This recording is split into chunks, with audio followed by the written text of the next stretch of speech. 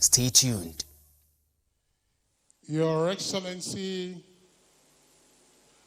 the conference chairman here represented,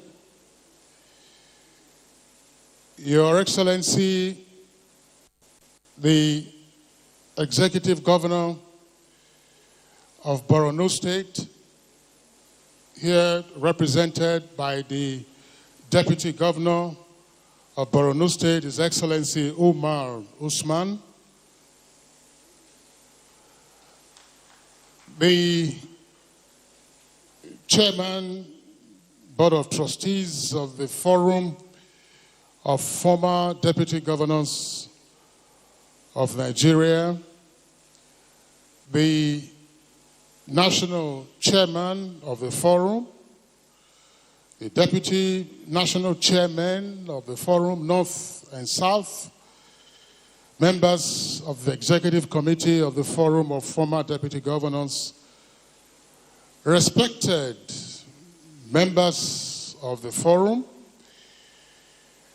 the Director General of the Forum of Former Deputy Governors, members of the Diplomatic Corps, special invited guests, esteemed resource persons, gentlemen of the media, distinguished ladies and gentlemen.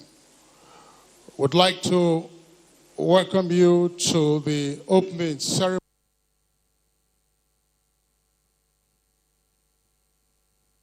2 days of intense activities, brainstorming, and of course also reward for nation builders identified and ratified by the Forum of Former Deputy Governors of Nigeria. As you can see from the program brochure, the theme for this year's annual conference is boosting Nigeria's productive capacity for national growth and self-reliance, the role of leadership, industry, and innovation in policy implementation. The Forum of Former Deputy Governors has very carefully chosen this subject matter for purposes of deliberation and conclusions that will ultimately assist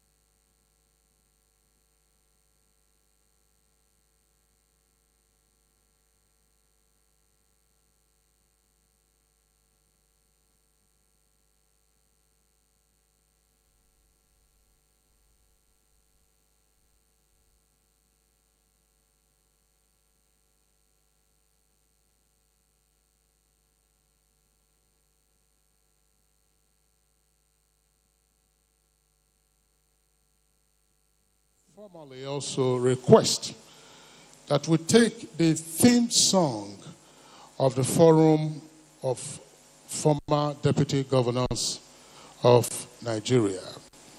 And it is the habit of the Forum that as the theme song is being played, we are all kindly requested to rise and hold hands. I hope the cameramen who are also manning their cameras will be in a position to hold their hands. So the theme song will be played back. Ladies and gentlemen, please let's rise for the Forum's theme song.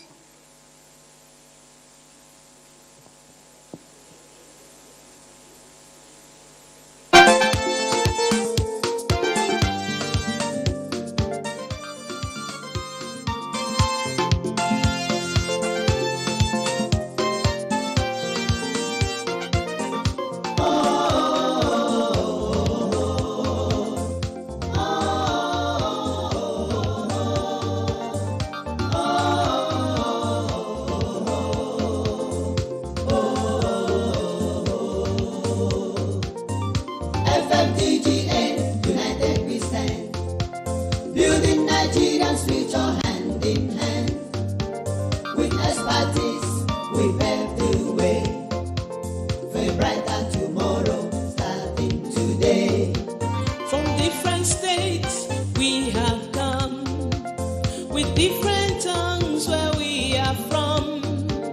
Shaping Nigeria's future is our goal, making Nigeria fruitful as a whole.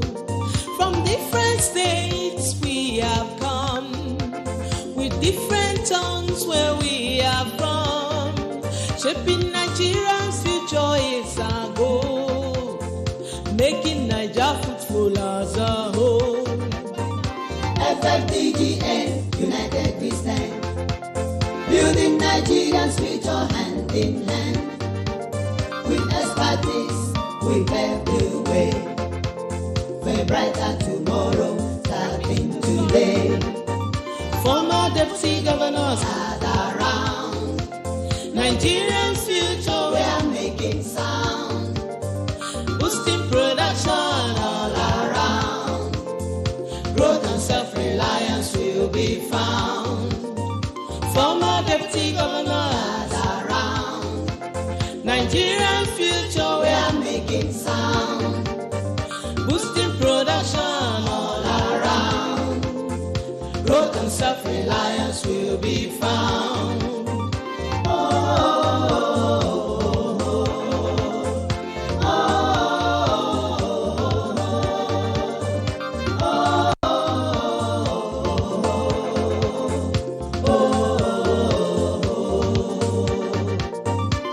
FFDGN, united we stand, building Nigeria's future hand in hand. With expertise, we pave the way for a brighter tomorrow, starting today. FFDGN, united we stand, building Nigeria's future hand in hand. With expertise, we pave the way for a brighter tomorrow, starting today. Thank you. Thank you, Nina Ogwo. She's an architect, by the way. Another round of applause for her.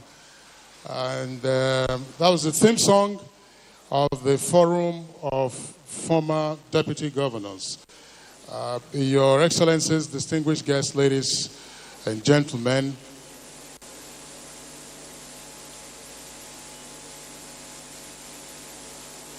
the conference chair is distinguished Senator Aleo Wamako, CON. Senator Wamako had been before now local government chairman in Sokoto. He had also been deputy governor of Sokoto and also the governor of Sokoto State, and is currently in the Senate. He is unavoidably absent, but considering the importance of this ceremony and considering his own participation in key events of the forum, he has nominated the Honorable Minister of Labor and Employment, Alhaji Muhammad Megeri Dingiadi, to represent him as the conference chairman. Ladies and gentlemen, Your Excellency, please let's give a round of applause to the Honorable Minister of Labor.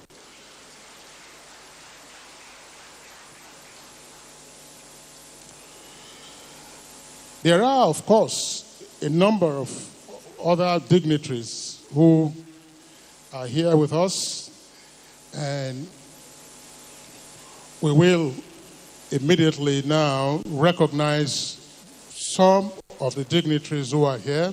The recognitions will continue in the course of this opening ceremony, and my colleague Claire Delabu Abdul-Razak has the microphone at this time. Thank you, Kingsley.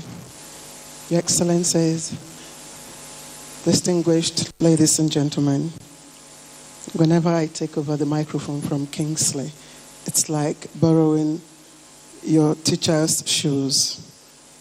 It's pleasure and pleasant. Kingsley, I'll try not to trip in your shoes. Thank you. Time is not our friend today. We have very long list of dignitaries to recognize. So permit me, I'll quickly rush through them without the usual titles and formalities because we have a long list. I'll start with His Excellency Hazim Bolarumi, who is the Deputy National Chairman South of the Forum of Former Deputy Governors of Nigeria. He's here present. Please, let's put our hands together. We also have Chief Ralph Ebu, who is also former SSG, Abia State. He's also former Commissioner for Information.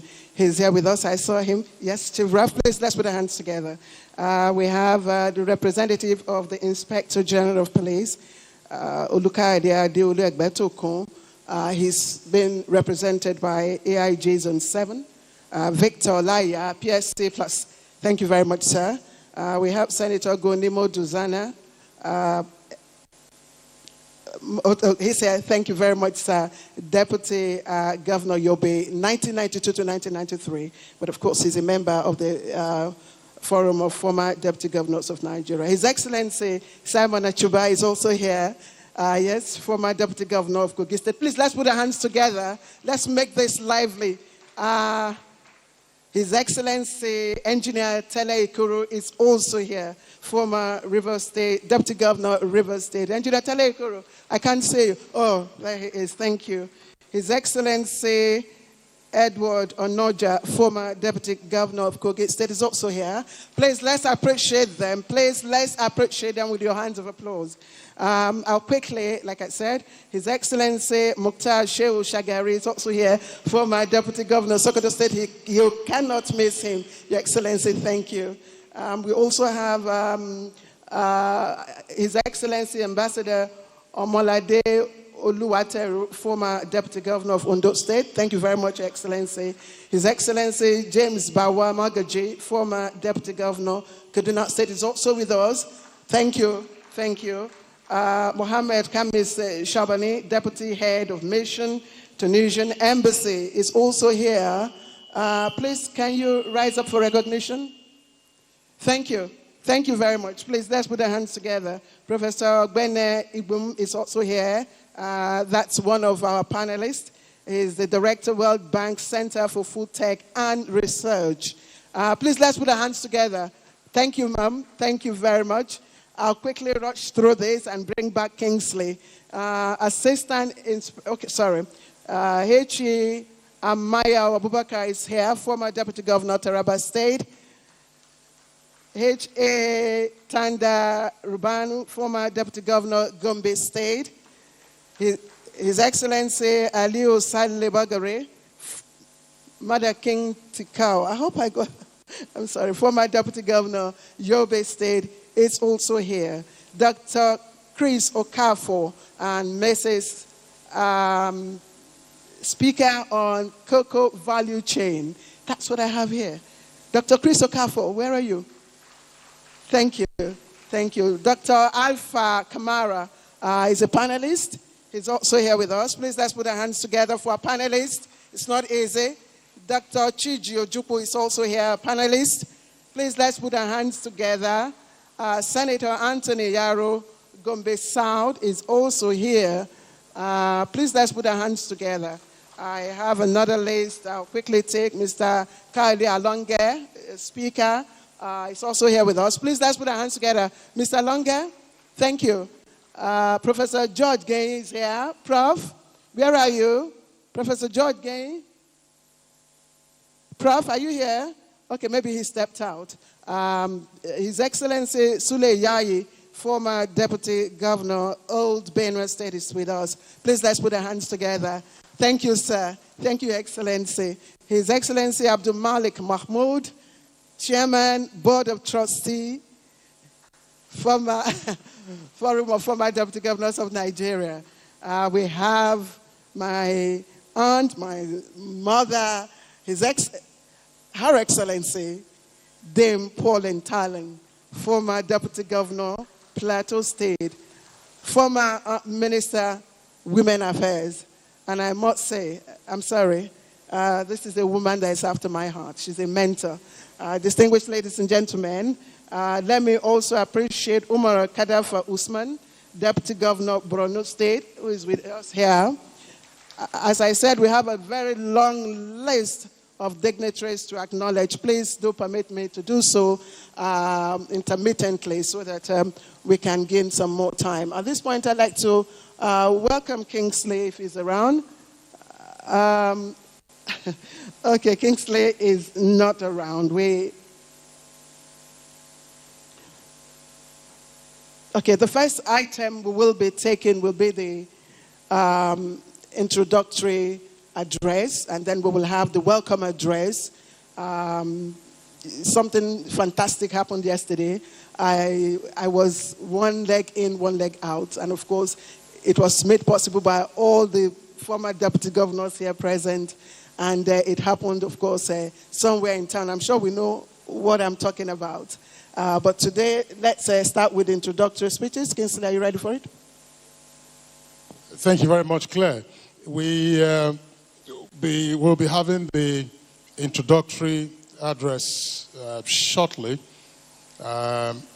Just to also recognize one of the dignitaries in our midst this morning is Dr. Goke Adegoroye. He's a seasoned administrator, a former Federal Permanent Secretary, and also former Director General of the Bureau of Public Service Reforms.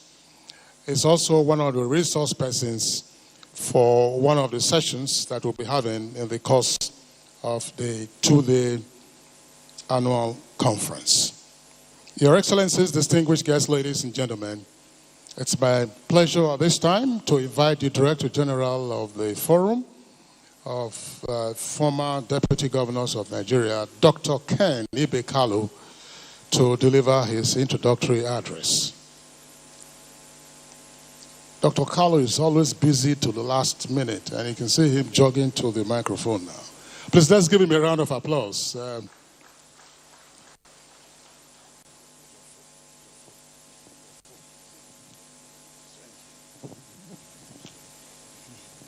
Your Excellencies, a special guest, and other guests that are present here.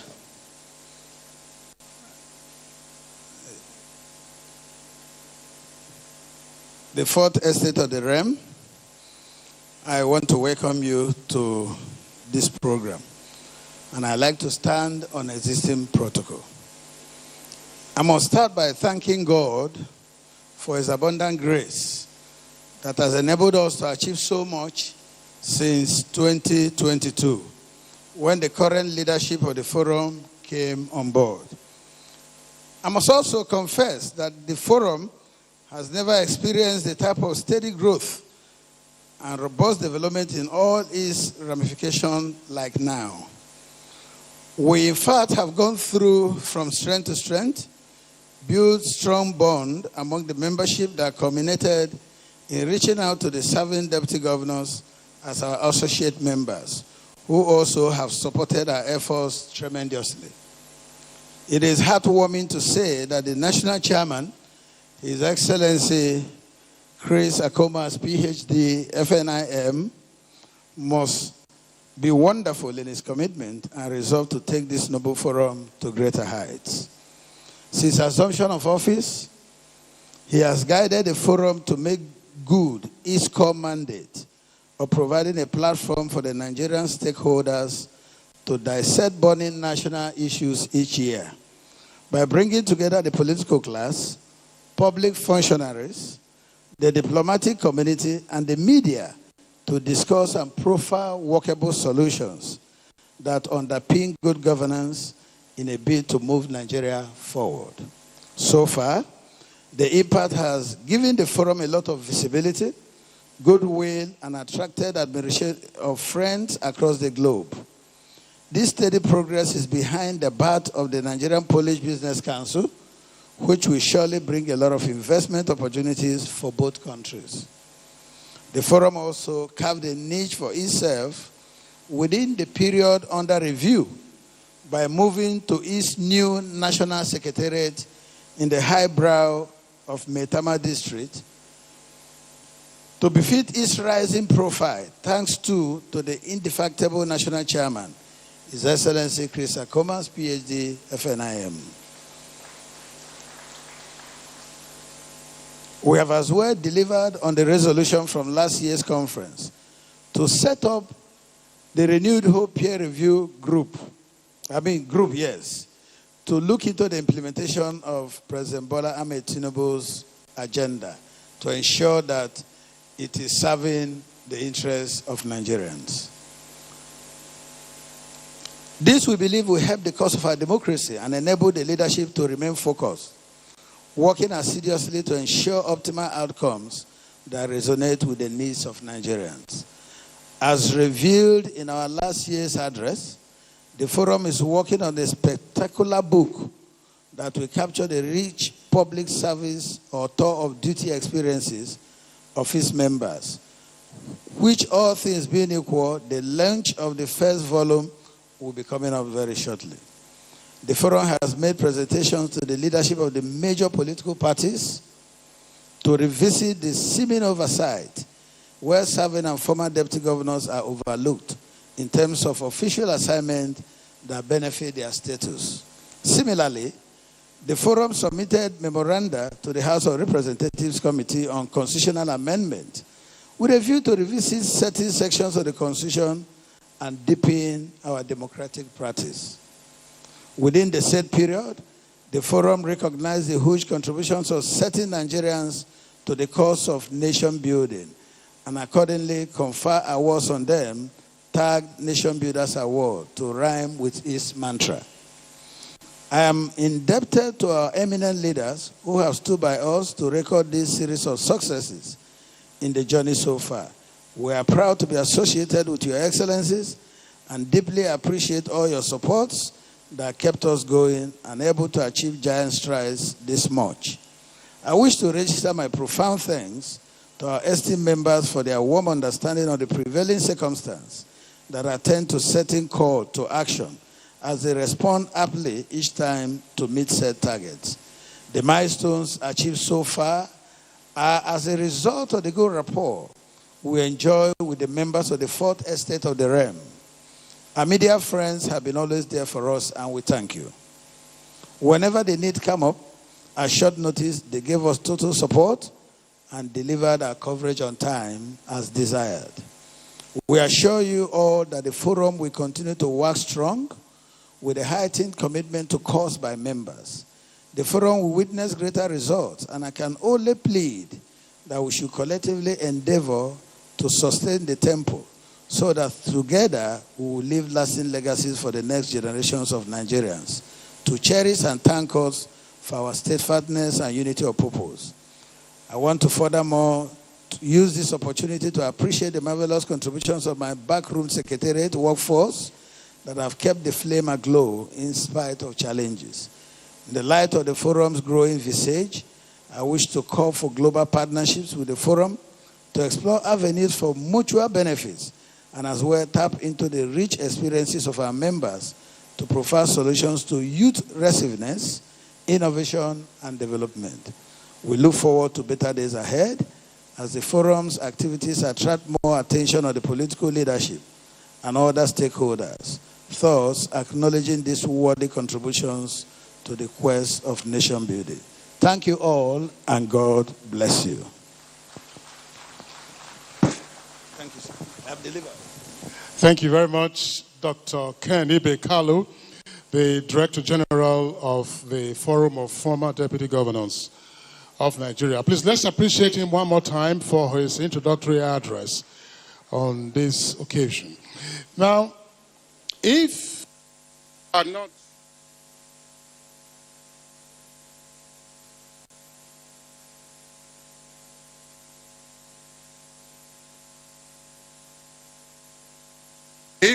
you are not in the immediate vicinity of this program, and therefore you are watching us live, various channels that are at the moment transmitting this program, it is the opening ceremony of the 4th Annual National Conference of the Forum of Former Deputy Governors of Nigeria. It is, as it were, 3-in-1 event, because this also marks the 15th anniversary of the Forum having its 4th annual national conference, because of which there will also be Forum's Nation Builders Awards.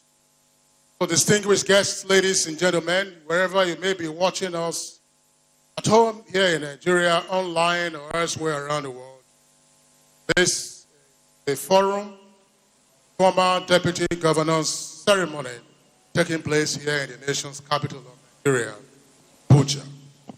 Your Excellencies, let me now also respectfully invite the National Chairman of the Forum, His Excellency, the former Deputy Governor of Abia State, Dr. Chris Alozie Akomas, Fellow of the Nigerian Institute of Management, to please deliver his welcome address. Kuti, is that working?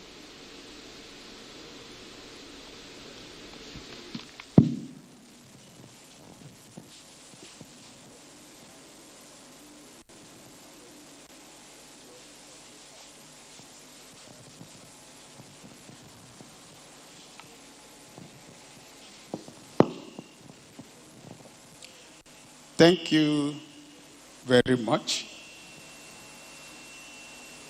for being here. Kingsley and Clay, I thank you for always making sure that you're with us. I will try not to go all the hawk, because most times my speech and presentation takes more time recognizing the wonderful people that make me and members of the forum happy.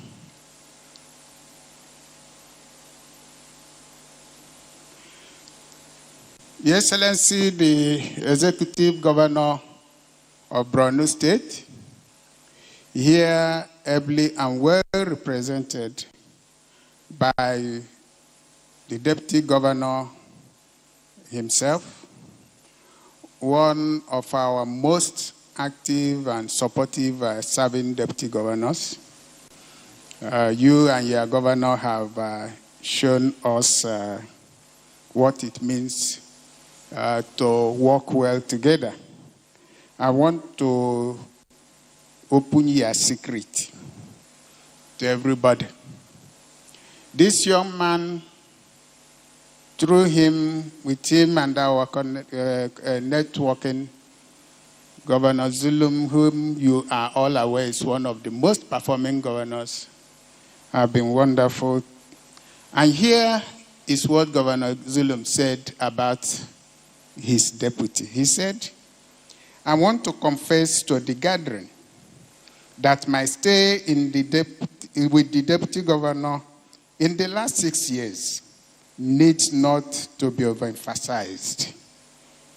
I cherish him, and I think people from other parts of the country would come and emulate from Borno State how governors should work with their deputies.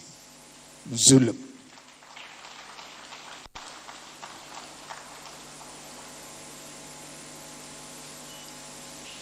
And you cannot beat this.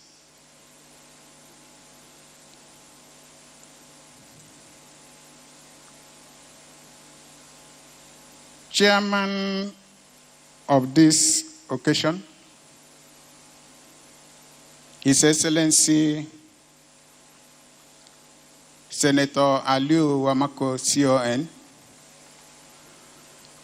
who has been with us, working with us, making sure that our programs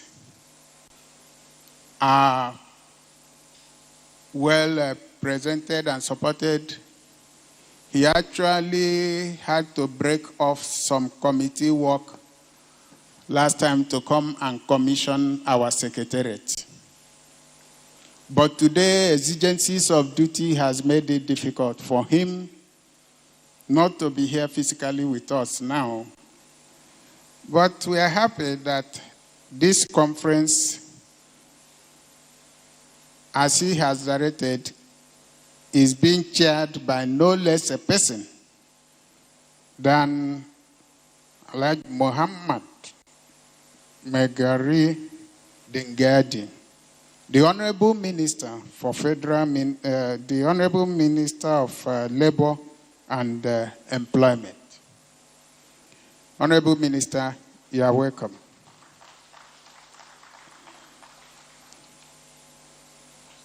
Your Excellencies,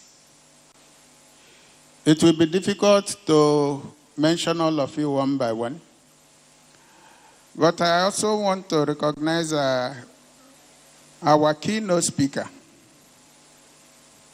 who has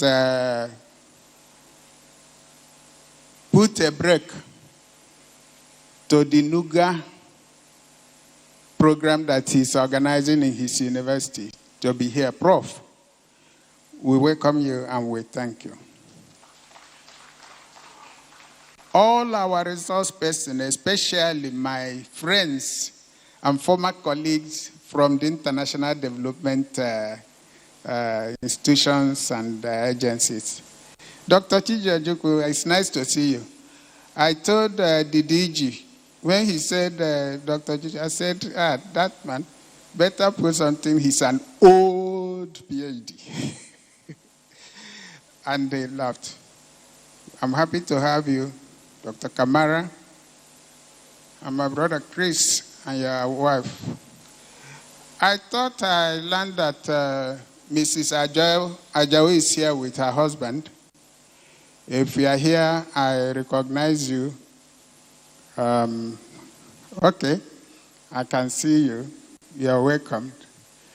These are people that have over the time working with me outside this other environment on how best to make things happen.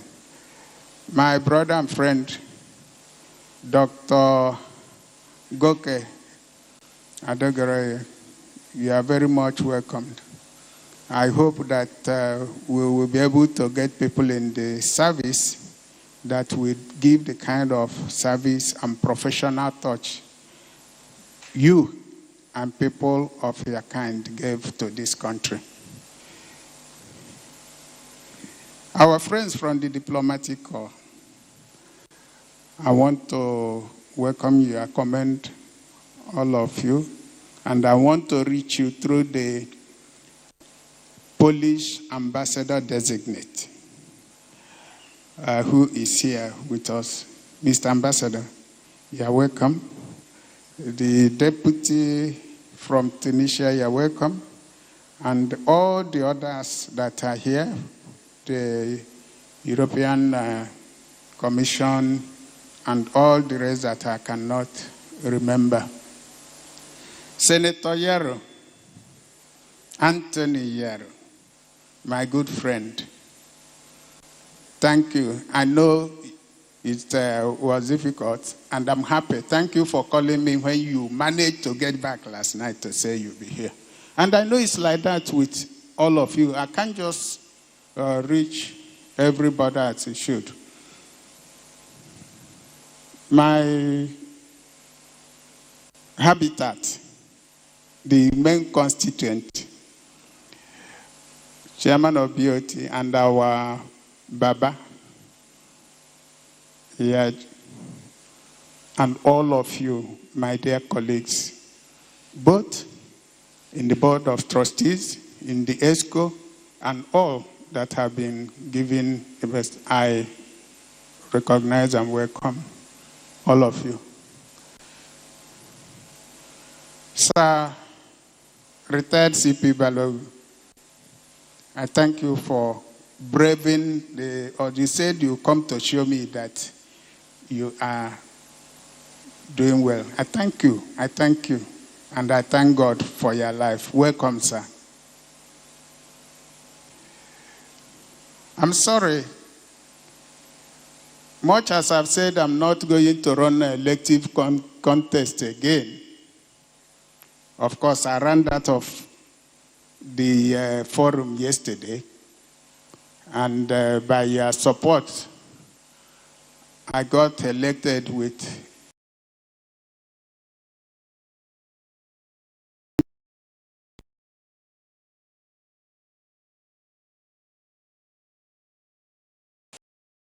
I want to thank my good friend, brother, former Deputy National Chairman, North, Barrister Mokhtar Sheikh Shagari, for all the support, and thank you for the statesmanly approach you gave to activities and issues. Thank you very much. You know why I mentioned about not running for elective contest? I have my people that have always been there at the locality. I welcome my former DG of campaigns, Honorable Emeka Okafor. I've seen you, sir. I welcome my former chairman who stood with me, even as I said, we want to eliminate him. If you don't give way, we will take you together. He stood. Ezogo Dr. Emeka Onoha.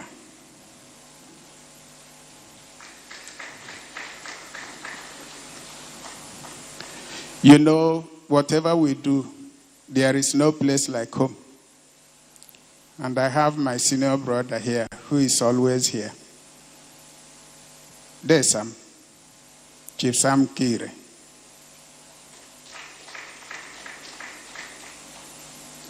And I have my in-law that I call Oguku, good friend and former secretary to the government of Abia State, Chief Rafebu. You are welcome, sir.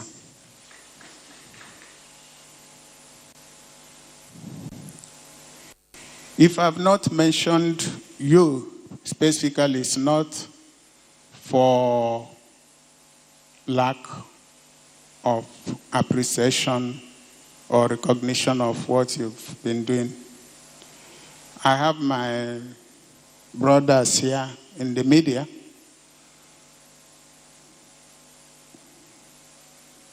The chairman of a New Abaya, a New Chapel. Father Parrot, I've seen you. And through you, I reach all your people. But I must basically mention Slick and Nina. Slick. Oh, well. Nina, thank you for the song, and thank you for... Last year, we had one. This year, we have... Next year, we will have another one. Better, we'll continue to improve. All of us and all of you, you are welcomed. Last year, this hall was overpacked. And so this year, we decided to take certain steps to make sure that it provides as much comfort as it should be. So I will now say, our dear friends in the media, the security, and others, ladies and gentlemen, it is with great pleasure that I, on behalf of the Forum of Former Deputy Governors of Nigeria, welcome you all to this 4th Annual National Conference. With great humility and profound gratitude, I stand before you at this point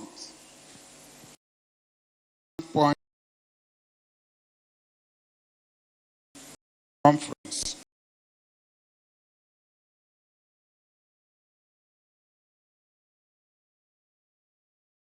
Destiny of our great nation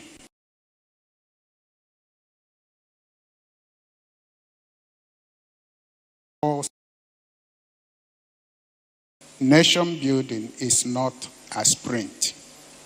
It is a continuous process. Our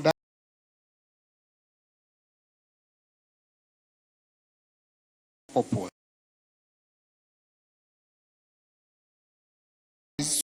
in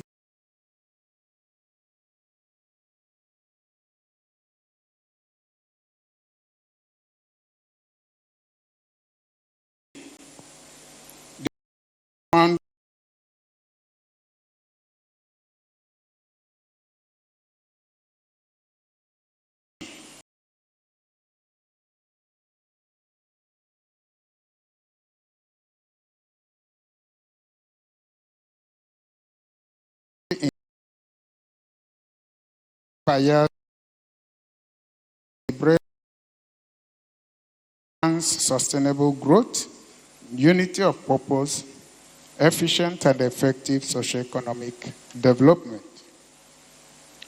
The first annual national conference was held in October 2022 at Ibom Hotel and Golf Resorts, Uyo, Akwa Ibom State, with the theme Nation Building in Challenging Times. I must add that at that time you will agree with me that it was a challenging time for our nation, working towards the next election in 2023. Hence, we worked, deliberated, and our resolutions was around the issue of nation building in challenging times.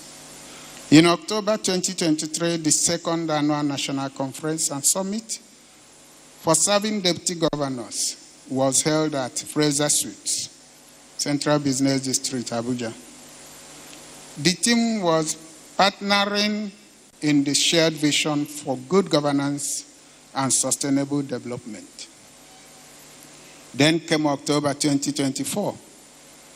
The third annual National Conference was held with the theme Strategic Solutions for Good Governance, Food Security, and Sustainable Growth in Nigeria.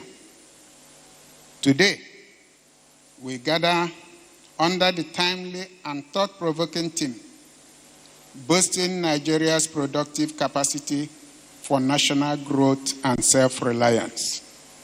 The role of leadership, industry, and innovation in policy implementation.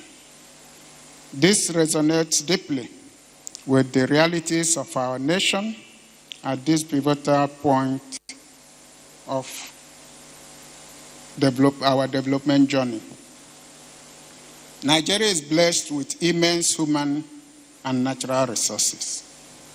Yet, our challenge has never been the absence of potential, but rather how best to harness and translate that potential into tangible growth, sustainable wealth, and improved quality of life for our people.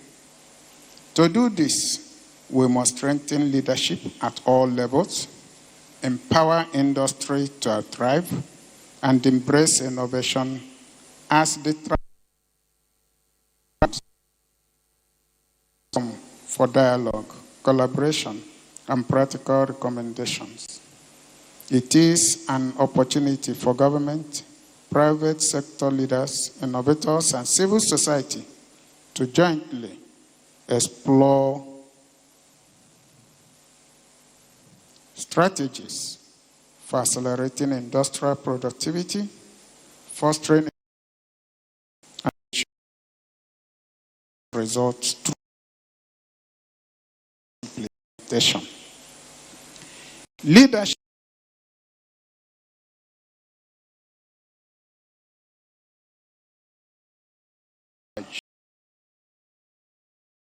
of purpose. Our leaders must embody integrity and foresight. Our industries must be productive and globally competitive.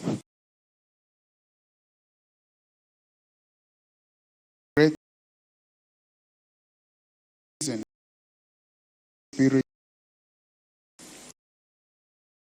shared vision, and sacrifice for nation building and development. The gathering today is not just for speeches, but and hope.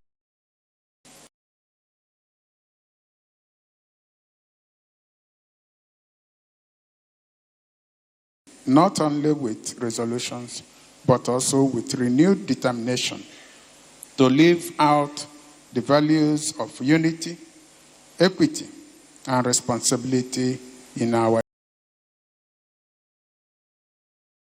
states of the country have the capacity and are able to produce cocoa, to grow and produce cocoa.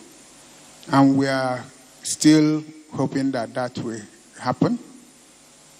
I'm happy that some of those who have worked tirelessly along this effort, including those that worked towards the effort under the service and tenure of our dear friend, Dr. Adeshina, when he was Minister of Agriculture. We remember all the efforts made to have the National Nigerian Cocoa Corporation established. Let no one despair. Let us not think it's over. We'll continue to push on. And one day, it will be good too. I firmly believe that the outcomes of our deliberations will contribute meaningfully to national discourse and provide effective solutions towards building a self-reliant Nigeria. One, where our industries favorably compete globally, as I said earlier, our youths are encouraged and challenged to come up with groundbreaking innovations, and our leadership is accountable to the aspirations of the people. On behalf of FFDGN, I appreciate and thank our chairman, especially His Excellency Senator Aliu Wamako, CON, our distinguished speakers and resource persons, and all participants for committing time and expertise to this noble cause. Your presence here is a testament to your shared belief in Nigeria's brighter future. Let us approach these sessions ahead with open minds, constructive dialogue, and collective resolve to ensure that our ideas move beyond this hall into real policies and actions that will transform our nation. I want to drop a special word about the FFDGN. And I say, may I conclude this address by saying that in FFDGN you find love for one another, love for country, patriotism, dedication, experience, knowledge, understanding, expertise, maturity, reliability, character, professionalism, networking, friendship, partnership, cooperation, collaboration, sacrifice, and unity of purpose for nation building and development.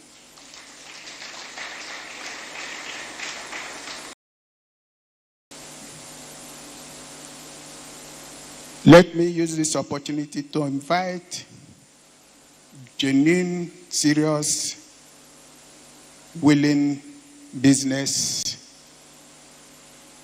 people, entrepreneurs, to visit our Polish Nigeria Business Council Center, where we have a show and the products from Poland are showcased. I told the ambassador in Lagos when we were going around with the deputy governor, Dr. Hamzat, and others, a number of products, a number of things, and the business people came. And then I picked one particular one. And I said, the FFDGN would do a prototype on that. And we look forward to do that because it's wonderful. It's a technology that is very, very wonderful. Let me not, go further, but we'll be proud to get that. Because good a thing, the raw materials, like I asked those who came with it, I say, hey, we have seen this. We have seen the wonders that in 5 hours you can build this and do that. And do this. But the raw materials for this, is it available in Nigeria? The response is available everywhere. And is in abundance in Nigeria. I say, good.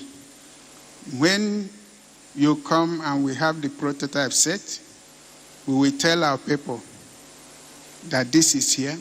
And you come here with your technology to produce it in Nigeria with our own raw materials so that we can really have the full benefit of it and have the cost effectiveness that we follow. Once again, I welcome you warmly and wish us a fruitful deliberation.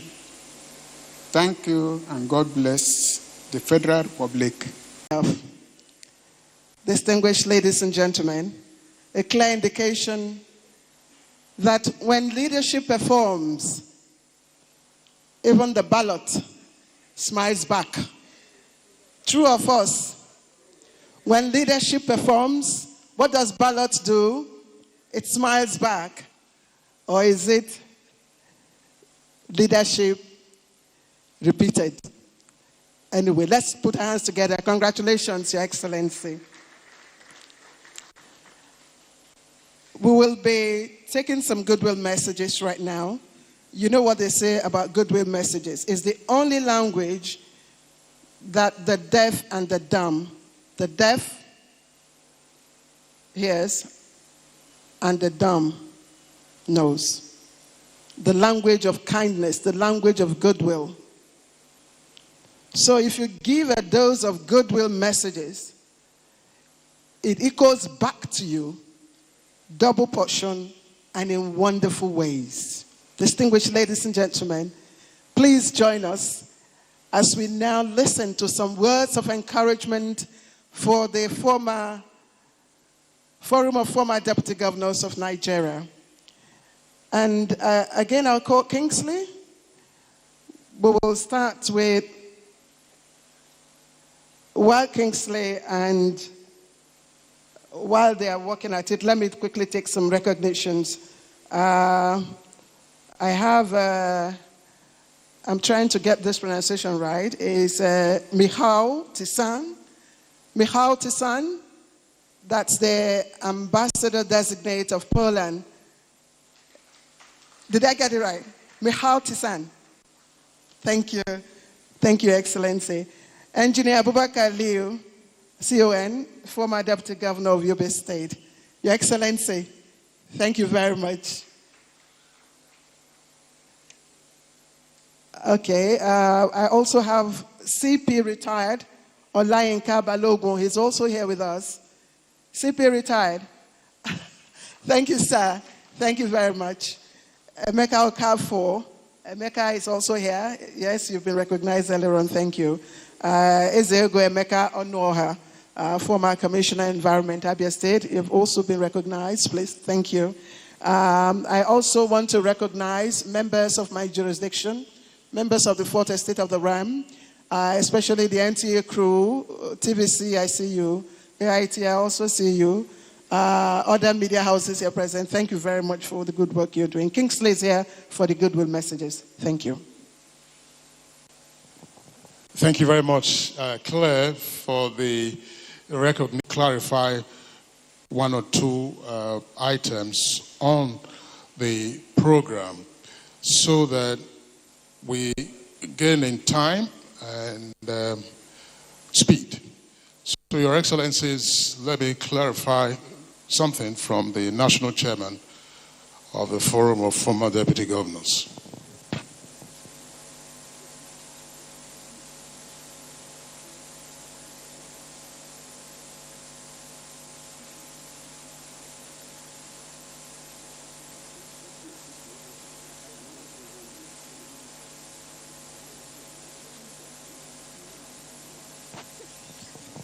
So, Your Excellencies, the conference chairman, of course, is the Honorable Minister of Labor and Employment, and his hands are full. I'm sure we all picked up the story in the news. Was it yesterday or so? The Association of Resident Doctors are threatening an all-out strike from the beginning of November. So it has some, not exactly firefighting. I mean, you'll be working on this for a while. Therefore, he wanted to bring forward his own presentation on this occasion. We'd like to crave your indulgence, Conference Chair, and Your Excellencies, that we take the goodwill messages, because thereafter, of course, we'll have the Honorable Minister of Labor and Employment, representing Senator Liu Wamako, deliver the conference chairman's speech, and thereafter have the formal opening of the two-day conference. So 2 goodwill messages will be taken, and for brevity, 2 minutes. That's 120 seconds each. May I invite the Ambassador Designate of Poland to Nigeria, Michal Sigan, to give his goodwill message. And after that, the representative of the Inspector General of Police. Please, let's welcome the Ambassador Designate of Poland to Nigeria, Michal Sigan, for his goodwill message. Thank you. Thank you very much.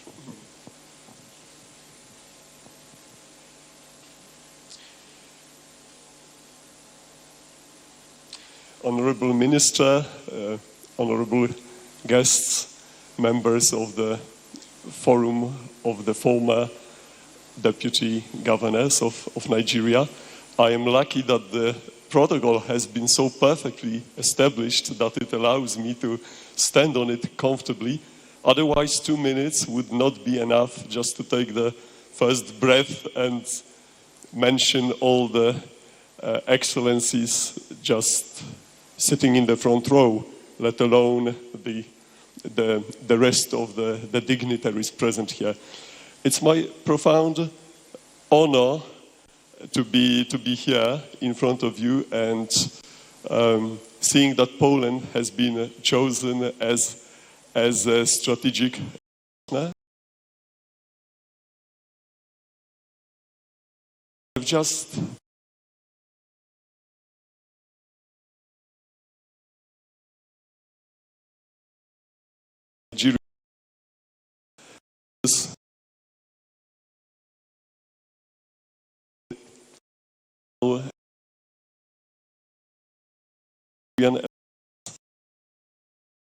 business.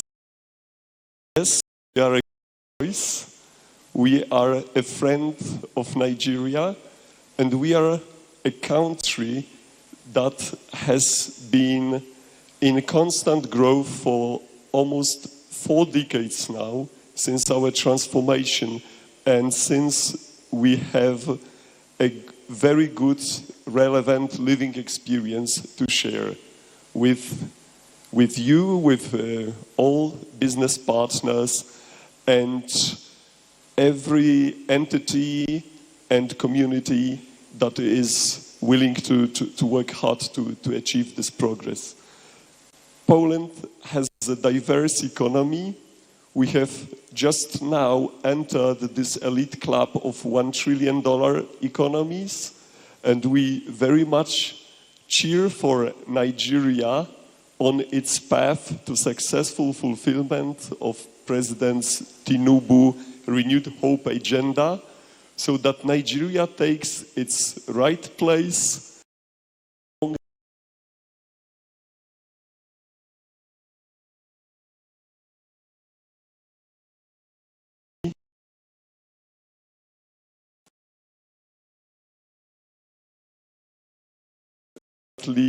chosen as a theme of this year's fourth conference.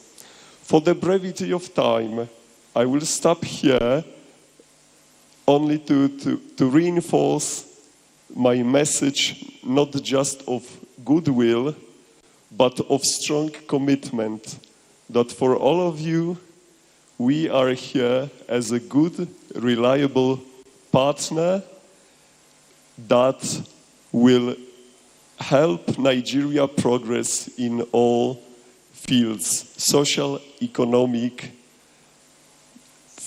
security, every other field that Nigeria deserves. Thank you very much once again. All right, thank you very much, Ambassador Designate, for the goodwill message. I'm sure that once your letters, Deputy Governors, at least twice in his opening address, he did say that, oh, come to our secretariat where you find the Nigeria Police Center. He said that with a great deal of pride, because only 3 weeks ago, on the 9th of this month, the forum moved into its new secretariat in Maitama. Of course, the attendance wasn't as large as it is, but we need to give a round of applause to the forum because their new location is accessible, is the right address, and it's a place they are, of course, doubly proud of to have as their secretariat. The second and last of the goodwill messages this morning will be coming from the Inspector General of Police, Dr. Kehinde Egbetokun. He has a PhD in mathematics, but has been represented here by the Assistant Inspector General of Police in charge of Zone 7, Victor Olaya. It's Victor Olaya. Well, and for those of us who are not so young, I'm sure you know Victor Olaya. Dr. Victor Olaya was a great trumpeter, high life maestro. Any relationship with Victor Olaya? Oh my goodness. Ladies and gentlemen, it gives me immense pleasure to welcome the son of the music maestro, Dr. Victor Olaya, who is an Assistant Inspector General of Police, here representing the Inspector General of Police on this occasion. Congratulations. Maybe we'll have one of his speeches after you speak. Thank you. Thank you, sir. Thank you. Your Excellencies, and we have many, quite a number. Your Excellencies, the diplomatic community, our own Commissioner of Police, Yinka Balogun, CP retired, distinguished guests, ladies and gentlemen, good morning. I first want to congratulate the FFDGN for it's a good job. The IGP, the entire Nigerian police force, we are proud of you, sir. We're proud of you. And on this note, I'll just quickly go to the goodwill message of the Inspector General of Police.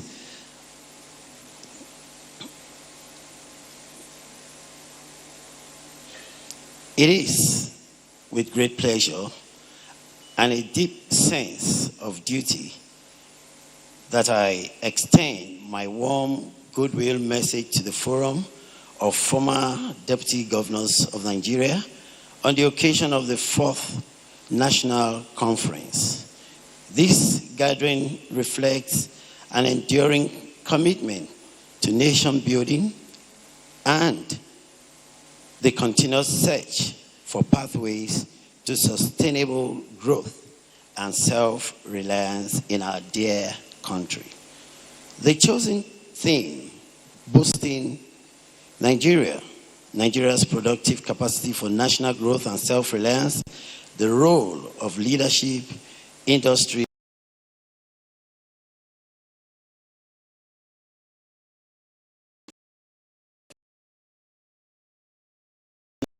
aspirations One, where visionary leadership, industrial advancement, and creative innovation work hand in hand to translate policies into tangible progress. As a nation, our productivity and self-reliance depend not only on the abundance of our natural and human resources, but also on the quality of governance, the integrity of leadership, and the security of our environment. The Nigerian police reaffirms a steadfast partnership in this pursuit. We recognize that peace and security are the bedrock upon which all other sectors of national development thrive. In this regard, the Nigerian police continues to advance reforms aimed at building a modern, citizen-focused, and intelligence-driven policy system, one that provides the stability necessary for industries to flourish, innovators to emerge, and policies to be effectively implemented. I commend the Forum of Former Deputy Governors of Nigeria for sustaining this platform of dialogue, reflection, and policy advocacy.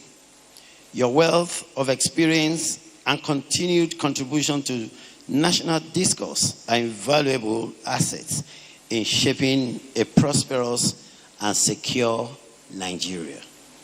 On behalf of the Nigerian Police Force, I, as IGP,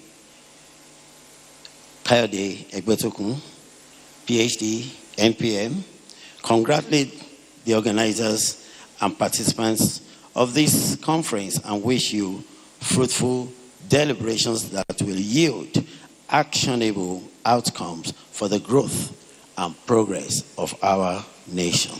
Thank you, and God bless Federal Republic of Nigeria.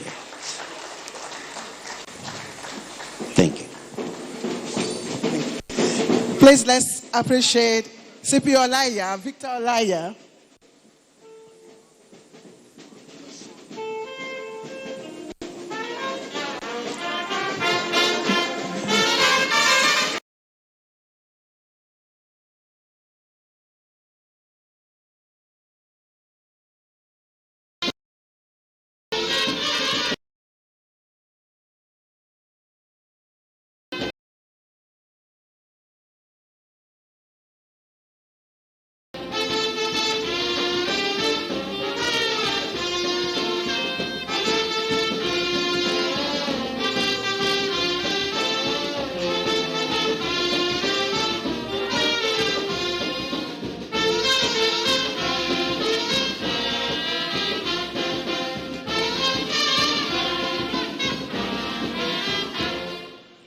Please let's appreciate the band for honoring the peaceful soul of late Victor Olaya.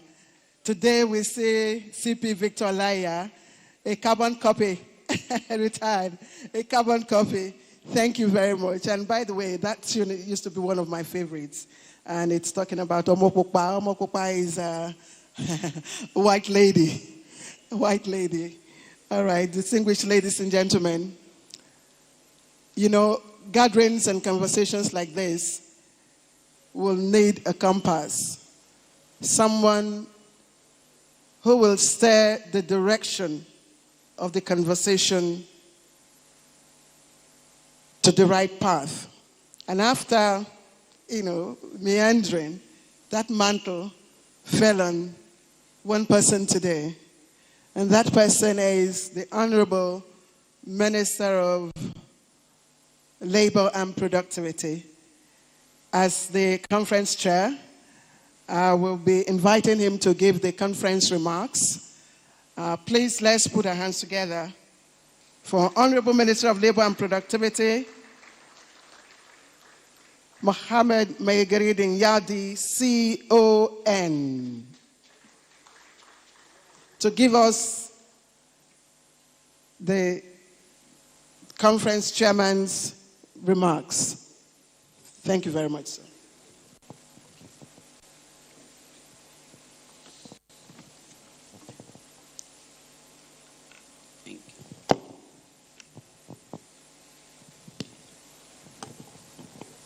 In the name of God, the beneficent and the most merciful.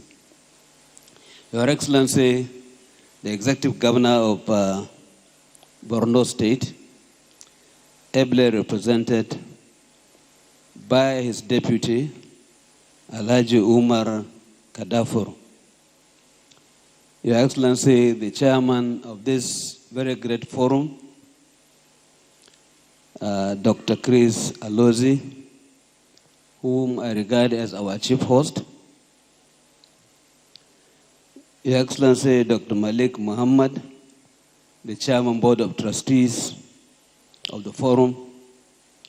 Your Excellency, my Deputy Governor, Sheikh Mutari Shehu Shagari, former Deputy Governor of Sokoto State, and Deputy Chairman of the Forum North, Alhaji Kasim Bolarum, Deputy National Chairman, Forum South. Your Excellencies, the Deputy Governors here present. Of course, out of my relationship with the person I'm representing here today, I had been very fortunate to know quite a number of the Deputy Governors that are here present today.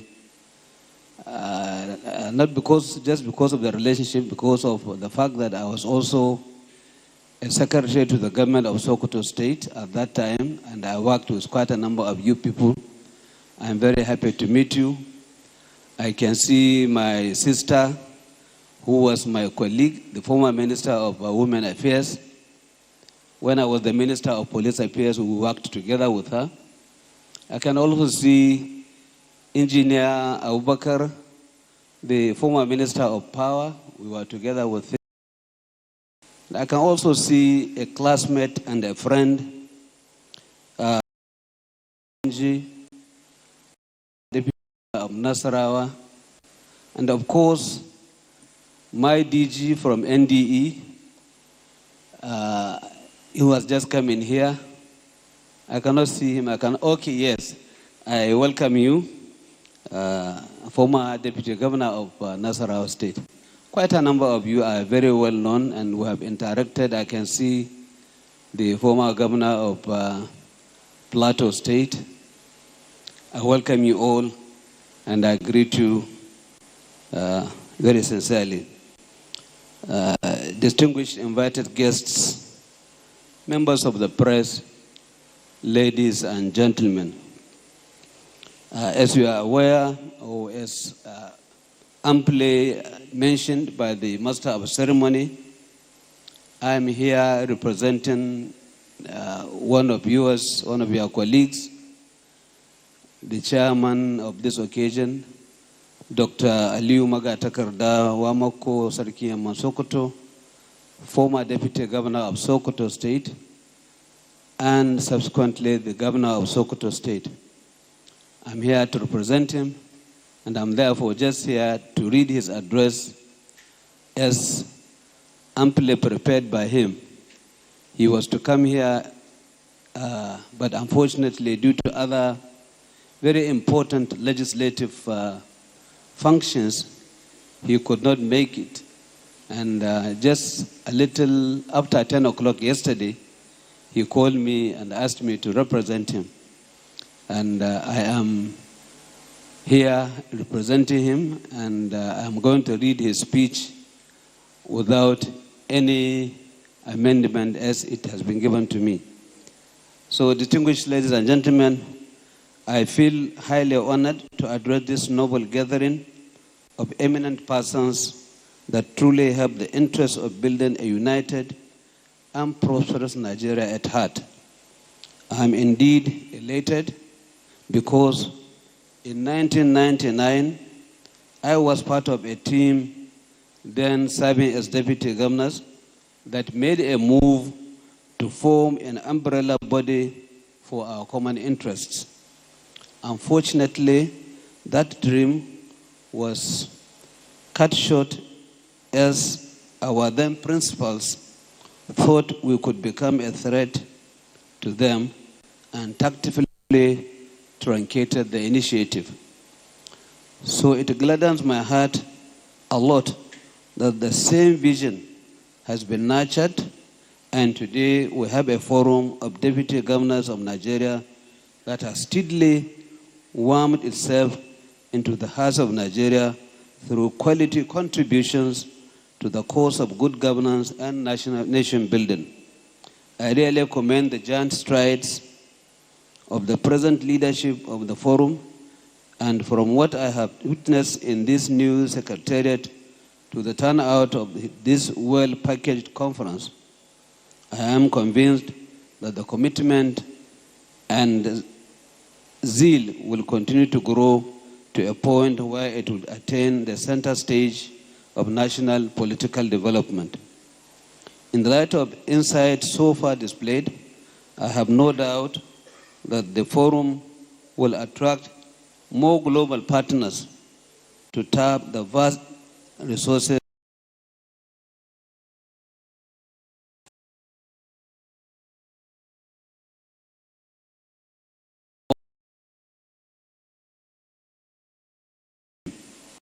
I want to assure my colleagues of this noble forum that they can count on my support for any bill that the forum may want to sponsor in a bid to strengthen its work and advance the pace of good governance in Nigeria. It is necessary that there should be a shared vision and work plan designed and agreed upon mutually so as to build trust, confidence, and pave way for better development at the subnational levels in the country. With the array of resource persons here present today, I am confident that at the end of this conference, we will be able to come up with very actionable solutions to revitalize our moribund industrial base, which is key to our aspiration of emerging as a prosperous, self-reliant nation, able to hold itself in all respects. I want to register my profound appreciation to the friends of the forum and corporate bodies who over time have been supporting and contributing to the growth and development activities of the forum. We should keep it up as such efforts have resulted in the forum's members getting more political appointments, which underscores the fact that government appreciates your sacrifices and contribution toward the development of our dear nation. The present government has taken bold steps to unbundle our economy with a view to reduce waste, open vast opportunities for all Nigerians to feel a sense of belonging and explore more in order to be useful citizens pursuing worthwhile lives without let or hindrance. I am happy to be identified with the progress of this forum and urge us all to continue to give necessary support that will help it to work stronger in its noble task of spearheading incisive programs that impact greatly on Nigerians. With these few remarks, distinguished ladies and gentlemen, it is now my singular and honor to declare this conference open. I thank you for your kind attention, and may God bless the Federal Republic of Nigeria. Thank you, and God bless.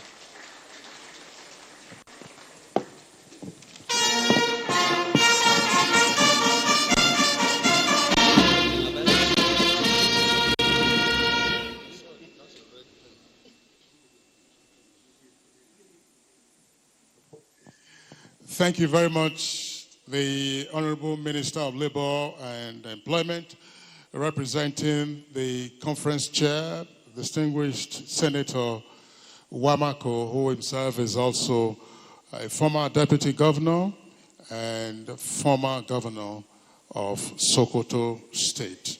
Ladies and gentlemen, Your Excellencies, please, let's give a round of applause to the conference chair for formally declaring the two-day conference open. I earlier indicated that the conference chair, who has been represented, and that his representative, of course, is pressed for time. But, Honorable Minister, we would like to crave your indulgence still if we can snatch a minute or two of your time. And permit me, therefore, to immediately recognize in our midst the incumbent Deputy Governor of Abia State, His Excellency Ikechukwu Emetu. Please let's welcome His Excellency, the Deputy Governor of Abia State. We have coming up next the Forum of Former Deputy Governors Nation Builders Awards. Now, this has been introduced by the forum, recognize and, of course, appreciate the hard work and also the contributions of persons or entities to national development. There are, for purposes of the Nation Builders Awards today, 3 recipients. And the first of the awardees is His Excellency, the Executive Governor of Borno State, Professor Babagana Zulum. And this award is in recognition of his innovative and ingenious strategy of providing adequate security for farmers to and from their farms. And this has averted famine in the state. It's also working tirelessly in this regard, in this respect, to ensure food security by visiting flashpoints and boosting the morale of state actors in their sustained fight against insurgency in the state and elsewhere. So, His Excellency Professor Babagana Zulum has been tapped as one of the 3 awardees on this occasion. His Excellency Professor Babagana Zulum has been represented by his deputy, His Excellency Umar Usman. Your Excellency, please kindly come forward. And may we have a note of appreciation from the band.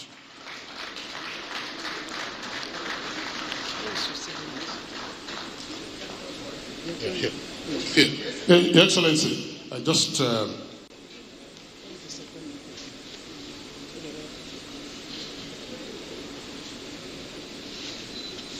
The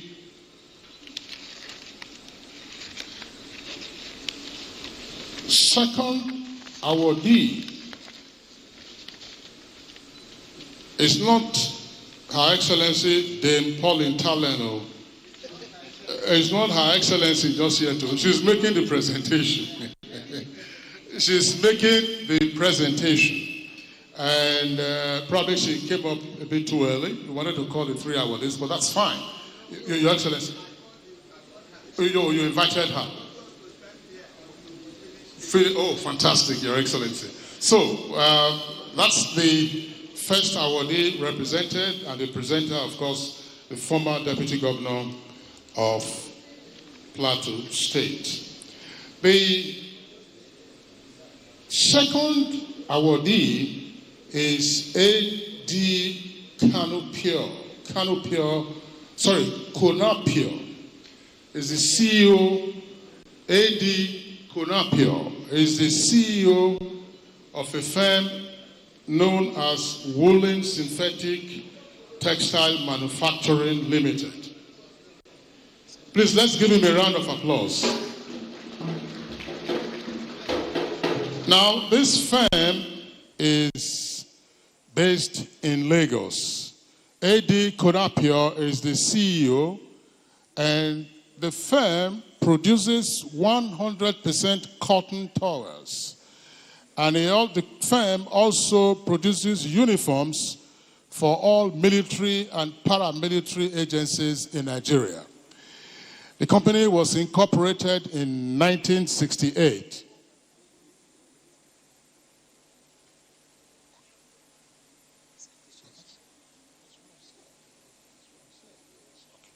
All right, so again, we back up a bit. The national chairman of the forum would like the awardees to take theirs one after the other, as we say, seriatim. And therefore, we go back to His Excellency, the Executive Governor of Borno State, Professor Babagana Zulum. And the award is in recognition of his innovative and ingenious strategy of providing adequate security for farmers to and from their farms and ensuring food security thereby, and by also visiting several flashpoints and boosting the morale of state actors in their sustained fight against insurgency in the state and in neighboring locations.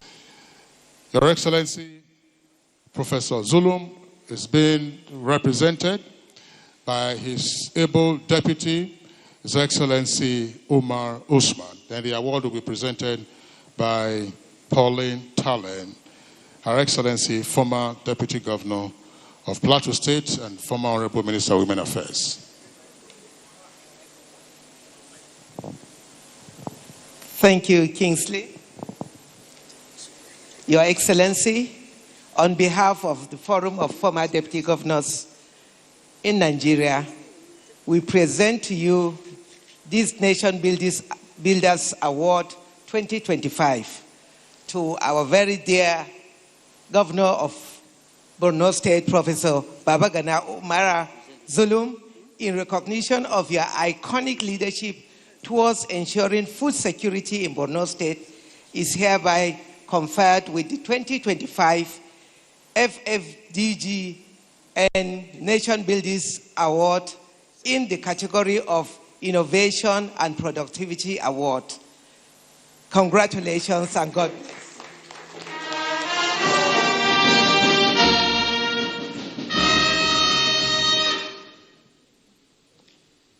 Thank you very much, Your Excellency, Dame Pauline Talen, for doing us the honor of presenting this Golden Award to Governor of Borno State. And indeed, Governor Zulum is a wonderful, should I say, has been a very wonderful and trusted leader.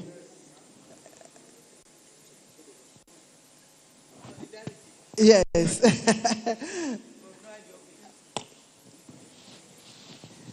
And this award was given in recognition for his innovative and ingenious strategy of providing adequate security for farmers to and from their farms. Again, ingenious strategy of providing adequate security for farmers to and from their farms. Now, what did this do? It averted looming famine in the state, and not just in the state, at large Nigeria. It ensured that food security and severally visiting flashpoints which boosted morale of the state actors to sustain the fight against insurgency in the region. Your Excellency, thank you very much. The next award will be presented by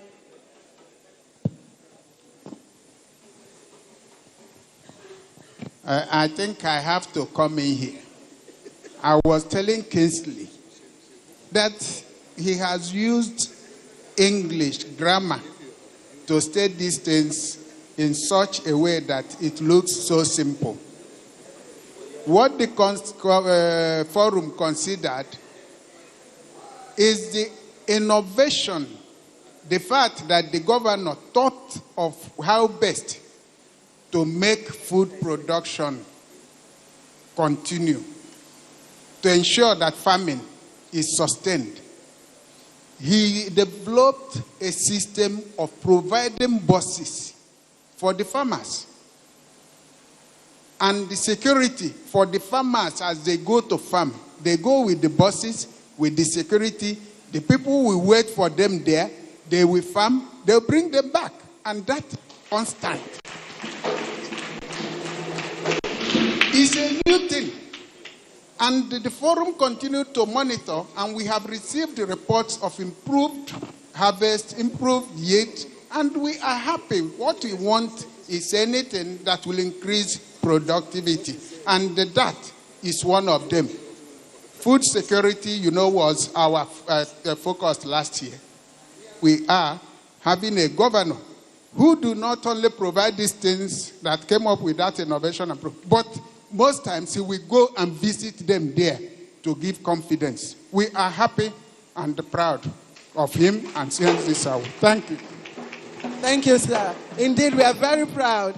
Governor Zulum, wherever you are, please, can we put our hands together once again for the ingenious governor? The next recipient is A.D. Konapure. Of course, he's the CEO, Woolen and Synthetic Textile Manufacturing Limited. It was incorporated in 1968, and this award will be presented by His Excellency, the Engineer Ikechukwu Emetu, Deputy Governor of Abia State. His Excellency, the Deputy Governor of Abia State, will be making this presentation. And while he is coming out gently, I'll quickly give you a rundown of while this recipient got this award. Woolen Synthetic Textile was conceived to produce fine and superfine worsted and synthetic suiting materials. Today, it has evolved as an acclaimed brand in the Nigerian textile industry market for all types of suiting, shirting, mattress covers, 100% cotton towels, bed sheets, uniforms, the Nigerian Army, Air Force, Navy. I thought you put our hands together. Paramilitary agencies such as Nigerian Correctional Service, the Nigerian Police, Immigration Service, and so on and so forth. Distinguished ladies and gentlemen, please let's put our hands together again for CEO of Woolen and Synthetic Textile Manufacturing Limited, Ikeja in Lagos, A.D. Konapure. And to present the award. Yeah, thank you. Your Excellencies, distinguished ladies and gentlemen, please let me align on the well-established protocol. On behalf of the Forum of the Formal Deputy Governors of Nigeria, I hereby present this very meritorious award to Woolen Synthetic Textile Manufacturing Limited as the Nation Builders Award of 2025 in recognition of your promotion of Nigerian first drive in textile industry is hereby conferred with the FFD GN Nations Builders Award in the category of Textile Productivity Award on this very special day, being the 28th day of October 2025. Congratulations to you, sir.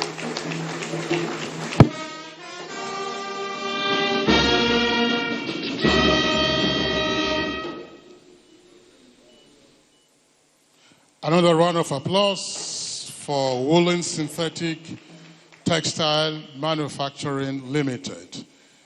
A.D. Konapure. Of course, 1968 was a significant year for companies in corporation because that was the year we had a new companies code That's the same thing as what you call Kama now. We didn't have another one until the Babangida years in 1990. And then, of course, only a couple of years ago, we had the new Companies and Allied Matters Act. And it's good news that we are having 100% towels being produced and fabrics also for our service personnel being produced in country. I'm sure we all know how challenging it is if you do not have 100% cotton for your towels and then you're trying to mop up your body after a shower. Always a big challenge. So congratulations to the firm and also appreciation from the Forum of Former Deputy Governors for recognizing this enterprise and what it is doing. Let me also now invite the third awardee for the event, and that is Agro Traders Limited. Agro Traders Limited. It was a company founded in 1991, and it began with 400 tons of cocoa in its first season. And we understand it's now exporting over 20,000 tons of cocoa beans annually. Please let's give the firm a round of applause. And it is known for its meticulous control of all produce passing through its stores. And it holds the UTZ certification, and this has been so since 2012 for ensuring sustainable and ethical sourcing. It's a member of the World Cocoa Foundation, supporting farmers' welfare and industry development. The Forum of Former Deputy Governors is recognizing the firm for its responsible and reliable supply of high-grade Nigerian cocoa beans. Agro Traders Limited. Who is standing in for the firm? Going to the washroom. Agro Traders, that's wonderful. To present the award is the Ambassador Designate, Polish Embassy here in Abuja, His Excellency Ambassador Zizgan. Your Excellency, here in Poland, there is every soup for every mood. In Poland, you have soup for every mood. I learned that you have the Zorex or the Rosso, and it's just like the egusi and pepper soup. But the only difference is the person that is preparing both soup. Your Excellency, am I right? Thank you. Well, the only soup we don't have is the cocoa soup. The cocoa soup. That is in the waiting. Thank you, Your Excellency. Thank you. Please go ahead. Excellencies, ladies and gentlemen, governors, former deputy governors, once again, I'm very privileged to be here as representing Poland and agricultural potency. It has a special meaning that I can hand this award in the category of cocoa processing and productivity to Agro Traders Limited. My sincere congratulations and, well, full speed ahead for the agricultural production in Nigeria.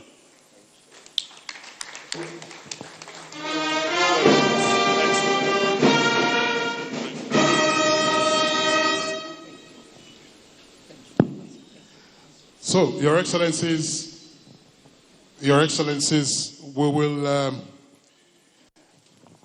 after this final presentation, Your Excellencies, we'll take some photographs. The three awardees only, first, three awardees, 1, 2, 3. Professor Zulum represented, and Woolen. Please come with your plaque if you have it. Yes, come with your plaque. And then Agro Traders, three awardees, and then the presenters of the awards. The Deputy Governor of Abia State, his attention is needed right here. We would also invite the chairman of the board of trustees of the forum to join in the photograph, and then the chairman of the conference, the Honorable Minister of Labor, to also be part of the photo. I think that the awardees should be in the middle, actually. We can't flush them to one side, Your Excellency. Yes. Okay.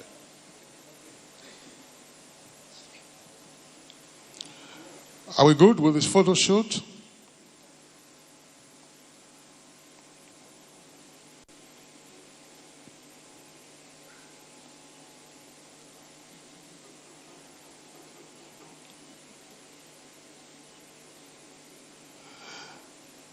All right, so Your Excellencies, we will now take, Your Excellencies, a group photograph of Your Excellencies, the Deputy Governors who are here present, and other invited guests. Please join in the group photograph. I'm seeing just now His Excellency, the former Deputy Governor of Edo State, Honorable Philip Shuaibu. Honorable Shuaibu, what is happening to Bendel Insurance? I've not been playing for them again. Some of the, we would need some to, Your Excellency, Philip Shuaibu, I was asking what's happening. You want to probe Institute of Sports. Deal with Bendel Insurance first, too.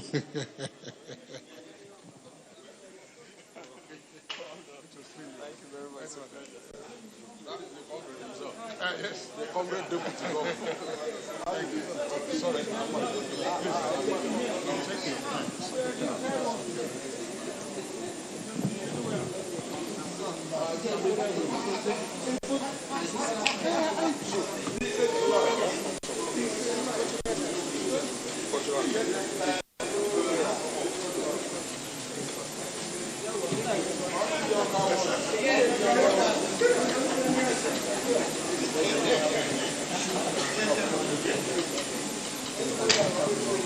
Yes, cultural display, and then get ready for the keynote address.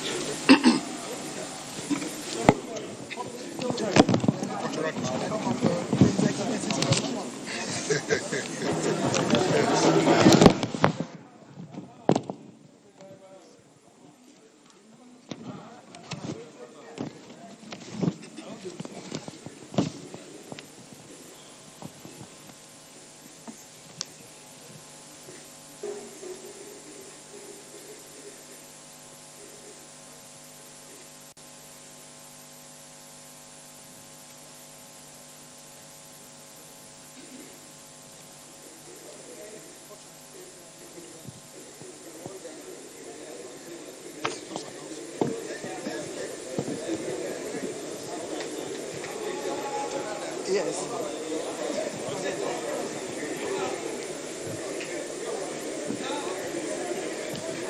Thank you very much. Distinguished ladies and gentlemen, we're not done yet. We have something that will interest you.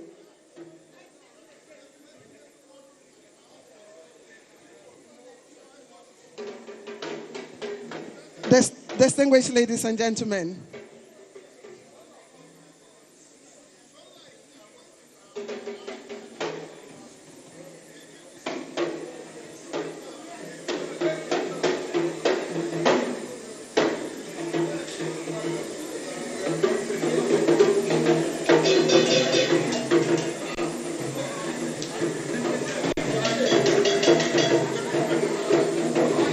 distinguished ladies and gentlemen,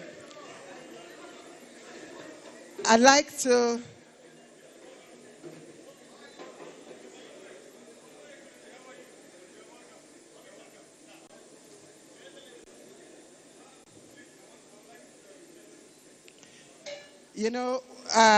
Walter Lippmann, the American renowned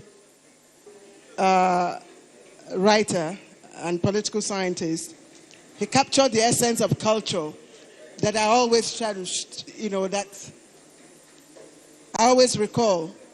And he said, culture is simply the name of what people are interested in. He said it is their thoughts, their models, the book they read, and the speeches they love to hear. So bottom line, culture is our way of life. And truly, you can't know a people until you've seen them dance. Have you seen Nigerians dance? Distinguished ladies and gentlemen, please let's get ready to meet Nigeria in her most expressive form through dance and rhythm.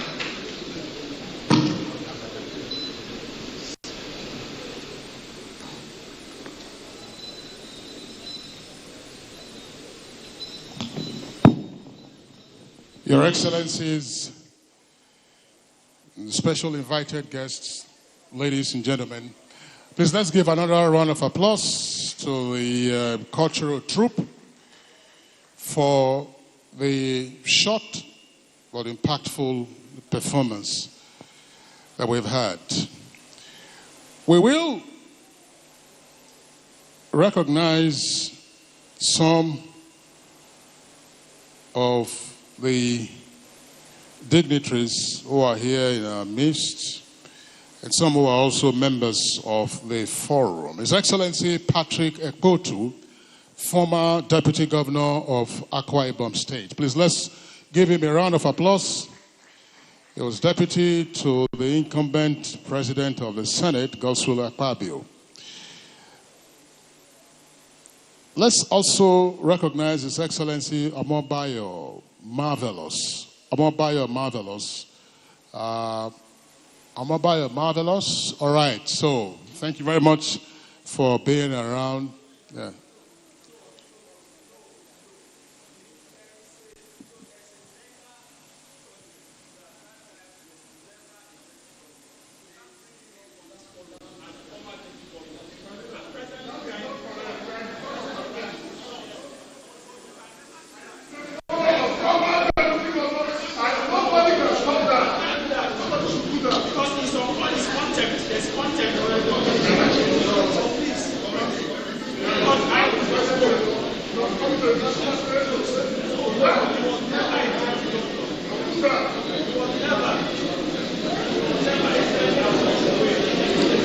All right, Your Excellency, Honorable Philip Shuaibu, Honorable Philip Shuaibu, Honorable Philip Shuaibu, the national chairman of the forum, is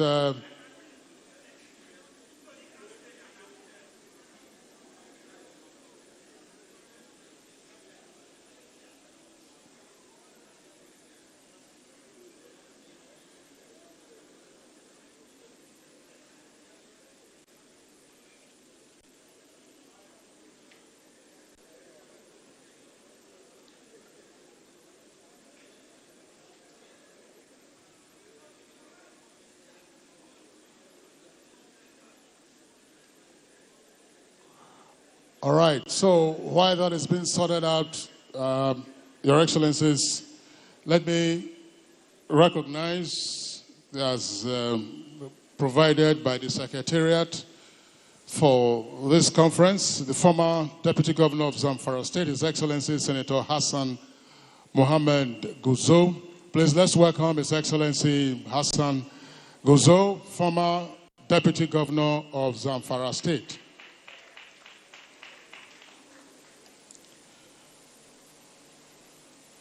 It's interesting. I think when things like this happen, then you get a few ideas. Maybe we may have to reestablish the bona fides of whoever is in the hall here. But obviously, everyone is here with positive intentions, and we also are law-abiding, and so we follow due process. The former Deputy Governor of Old Benue State, His Excellency Sule Iyaji. All right, so please let's give him a round of applause. Old Benue State, His Excellency Sule Iyaji.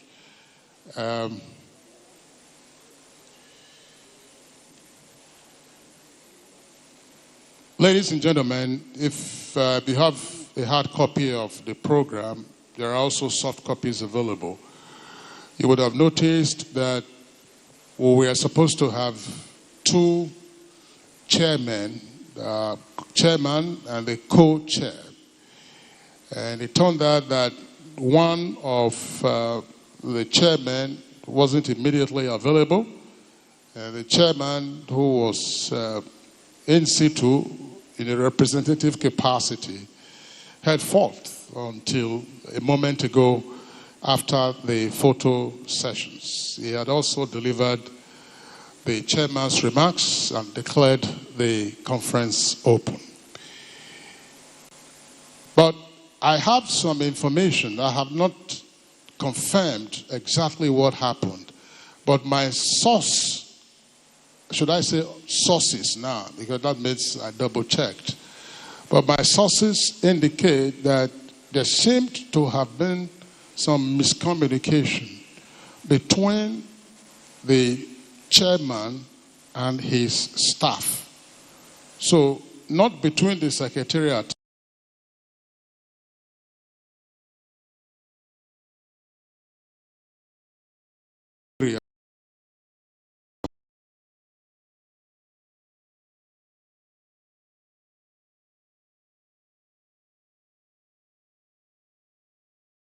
difficult at first, but eventually they reached him and is here with us. Your Excellencies, ladies and gentlemen, my pleasure at this time to invite for his own remarks, because he holds this forum in high esteem and is the chairman also of this conference, the 4th Annual National Conference of the Forum of Former Deputy Governors.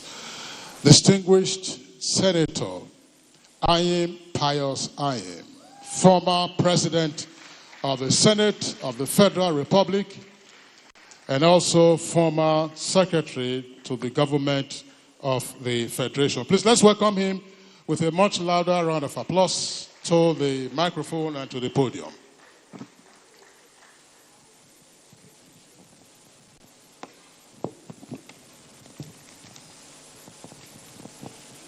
Your Excellencies, more particularly the chairman of this forum, Your Excellencies, the serving deputy governors, then former deputy governors, Your Excellency, the police ambassador to Nigeria, invited guests, distinguished ladies and gentlemen.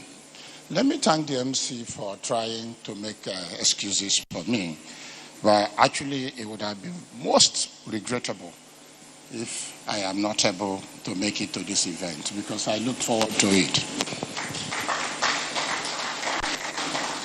And like he tried to say, the fact is that my office programmed me for tomorrow for this event. And today was another event. So I went for that other event until I saw your message that the event has started. And I had to cut off from there to be here. And I thank God I am here. Let me therefore sincerely apologize for the mix-up, for my late coming, and also be thankful to God that I am able to make the event. I'm also very grateful that my co-chairman had actually been here and held forth. And more so that he had opened the event with an address. But maybe let me simply identify with him with a short address. And I am quite delighted to share a few thoughts on what I think your forum had become.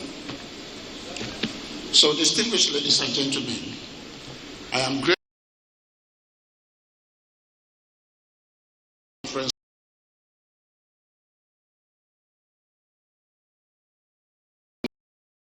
elements in nation building.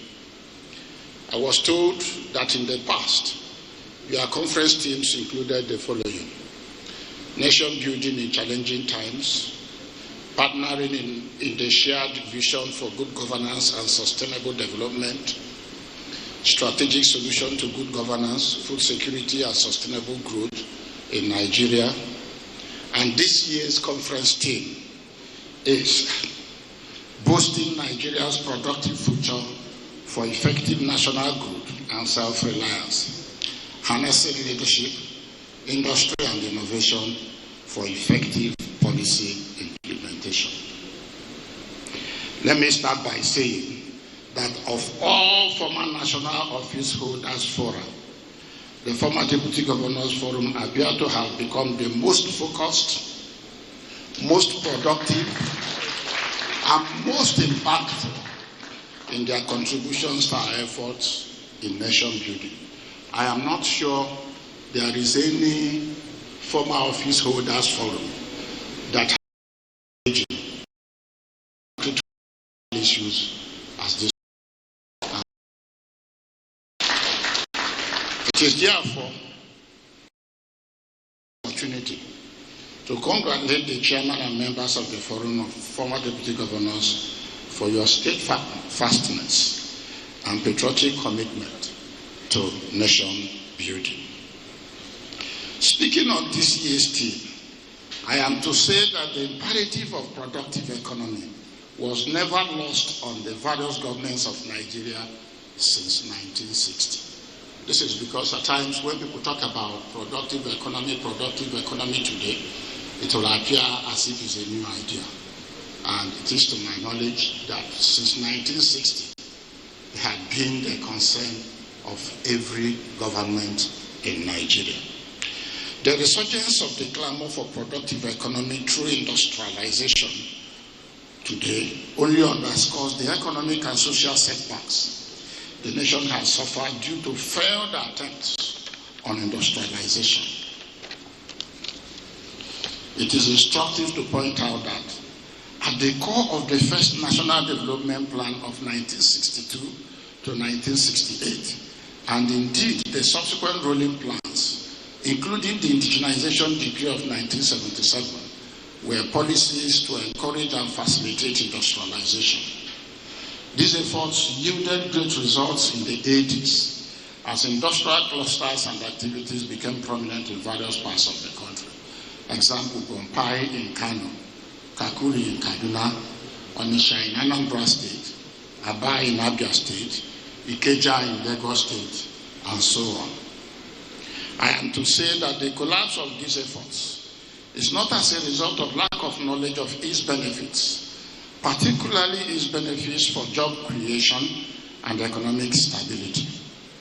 It is my opinion that the following, among many other factors, were at the root of the problems. I also know that today we look at certain surface issues, more particularly present issues, as being the real issues that had set up back. But I think there are more fundamental issues. And if we don't address those fundamental issues, it will appear as if we are putting block on no foundation. So we need to look. I thought I should highlight just 3 critical foundational issues we must also look at and in fact seek to address them in order to actually resolve that. Without a national vision, without a national aspiration, not just national vision as articulated in any paper, I mean shared vision accepted by all, it will be difficult to enhance patriotism. And without patriotism, you can't build a nation. I make bold to say that productive economic progress is usually as a result of sustained commitment to national aspiration. It is a commitment that transcends change of government. A situation where policy inconsistency is occasioned by ethnicity, nepotism, corruption, and above all, lack of adequate sense of patriotism to drive national vision and aspiration cannot deliver on productive economy. There must be that foundation that as a nation, we have the commitment, both the leaders and the led, that this is where we want our nation to be in the nearest future. And it is in the best interest of everybody. Once this is inculcated in us, then you will find out that understanding of policies, both the pains and the benefits of each policies, will be a lot much easier and across board, and everybody will commit to deliver that. So, our journey to productive economic well-being, therefore, we have to start with rebuilding our sense of nationalism, benchmarking our national aspiration to achieve economic renaissance, and then a collective commitment to reduce our status symbol. Accordingly, import licensing was quick to replace local production. It is evident that local products are generally regarded as inferior goods, and the ability to afford foreign-made goods, on the other hand, are matters for those who have arrived. I am sure none of us that came here today came on a locally made vehicle. And if the market is not there, then who invests to sustain losses? So, it is evident that local products are generally regarded as inferior goods, and the ability to afford foreign-made goods, on the other hand, are matters for those who have arrived. It is the market that stimulates production. A situation where we cannot patronize locally made goods, how do you encourage investors to plunge into losses? In this regard, effort must be made to encourage the taste for locally made goods as a mark of national pride and as a commitment to secure our future. Finally, Nigeria signing on to the World Trade Organization agreement in December 1994 was another major factor that had collapsed our industrial effort. The World Trade Organization agreement encouraged globalization and trade liberalization, resulting in our economy becoming a dumping ground for cheap goods from abroad, particularly as our underdeveloped infrastructure could not compete with efficient and more cost-effective production systems of the developed world. And I know, and I encourage us, more particularly as it were, that the World Trade Organization agreement had almost collapsed. To find out that every country is going back to itself to actually hold back his economy into his own hand and build it to what he wants it to be. But I know that when we signed into the World Trade Organization, we signed in on about December 1994, and it took effect in 1995, early 1995. Then foreign goods were flooded into the country, and that's when the textile industries in Kakuri collapsed. That's when most of the industries in Ikeja collapsed.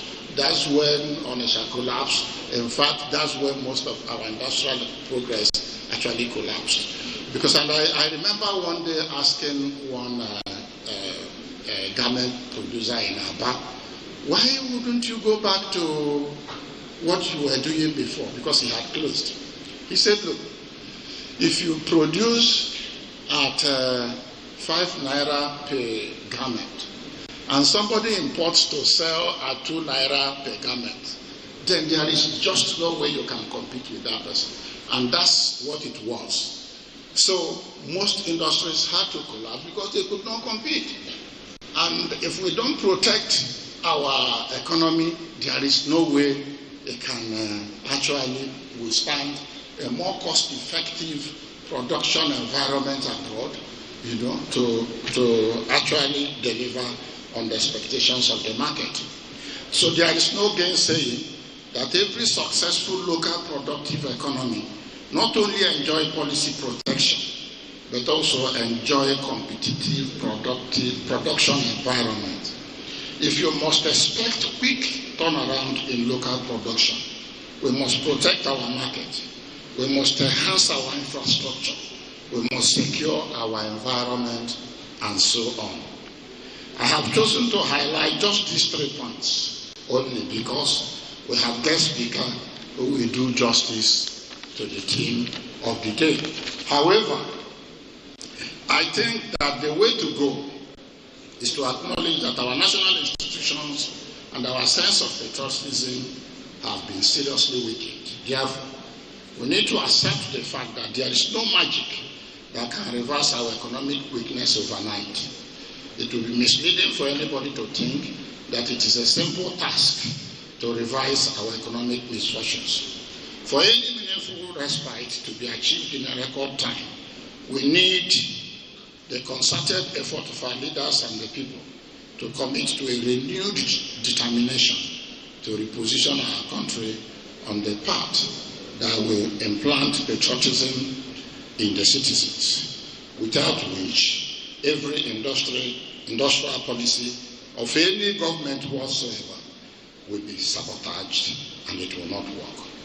Our people must resolve to accommodate the pains of bold efforts at redirecting our nation, and our leaders must be intentional at rebuilding our nation. This approach worked for China. It worked in Singapore. It worked in Vietnam. It can work for us. Let me therefore use this opportunity to call on all well-meaning citizens of our dear country to support the efforts of President Tinubu's administration to reposition our country on the path of economic renaissance and economic growth. I thank you all. I welcome you all.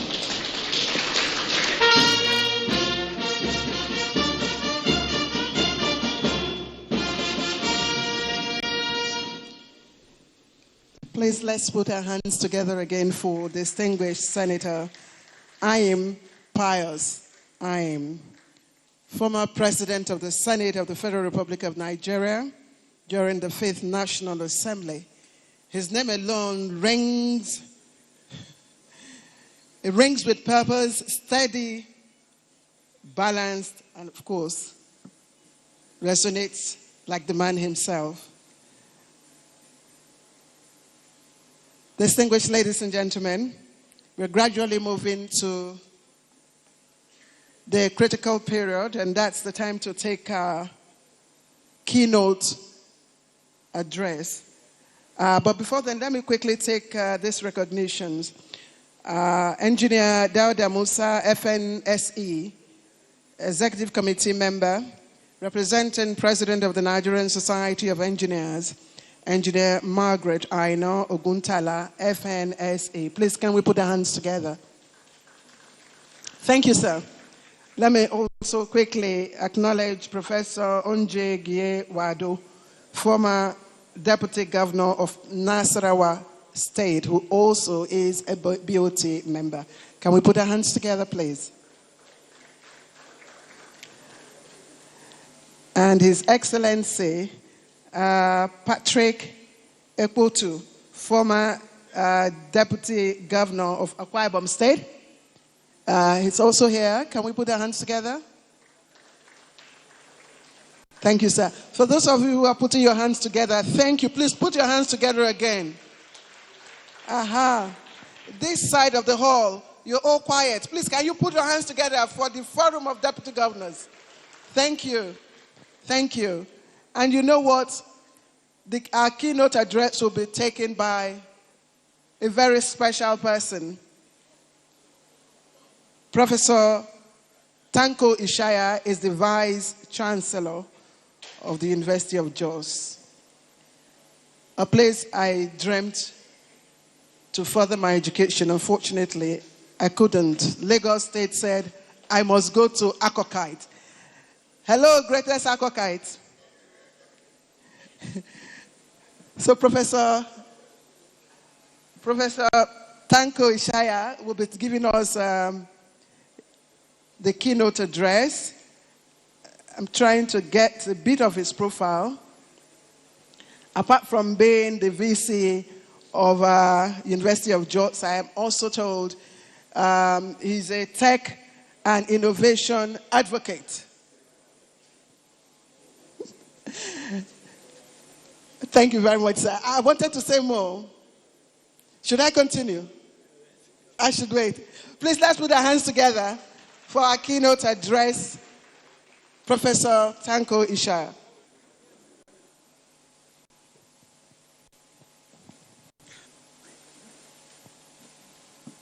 Thank you very much, MC. The chairman of this occasion, His Excellency, Distinguished Senator Ayim Pius Ayim, the former Senate President, and the co-chair who has just left, Your Excellency, the Executive Governor of Borno State, Professor Babagana Zulum, who is here ably represented by the Deputy Governor. Let me, on behalf of all the professors, congratulate the the Executive Governor of Borno State for receiving an award of innovation. I think you should tell him that we are all proud of him, and we are proud of what he's doing in the state. That is what it takes to be a professor and to be a leader. Congratulations. Thank you. Your Excellency, the National Chairman, Dr. Chris, Aloze Akomas, Your Excellencies, distinguished guests, my colleagues, Vice Chancellors that are here present,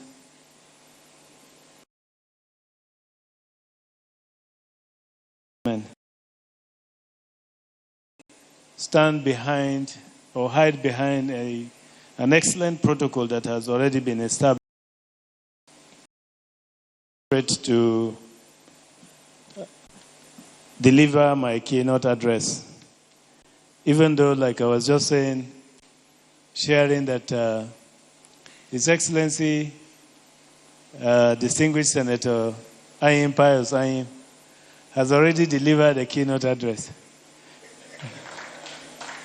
I'm probably just here to, to have a further conversation on the keynote address that His Excellency has delivered.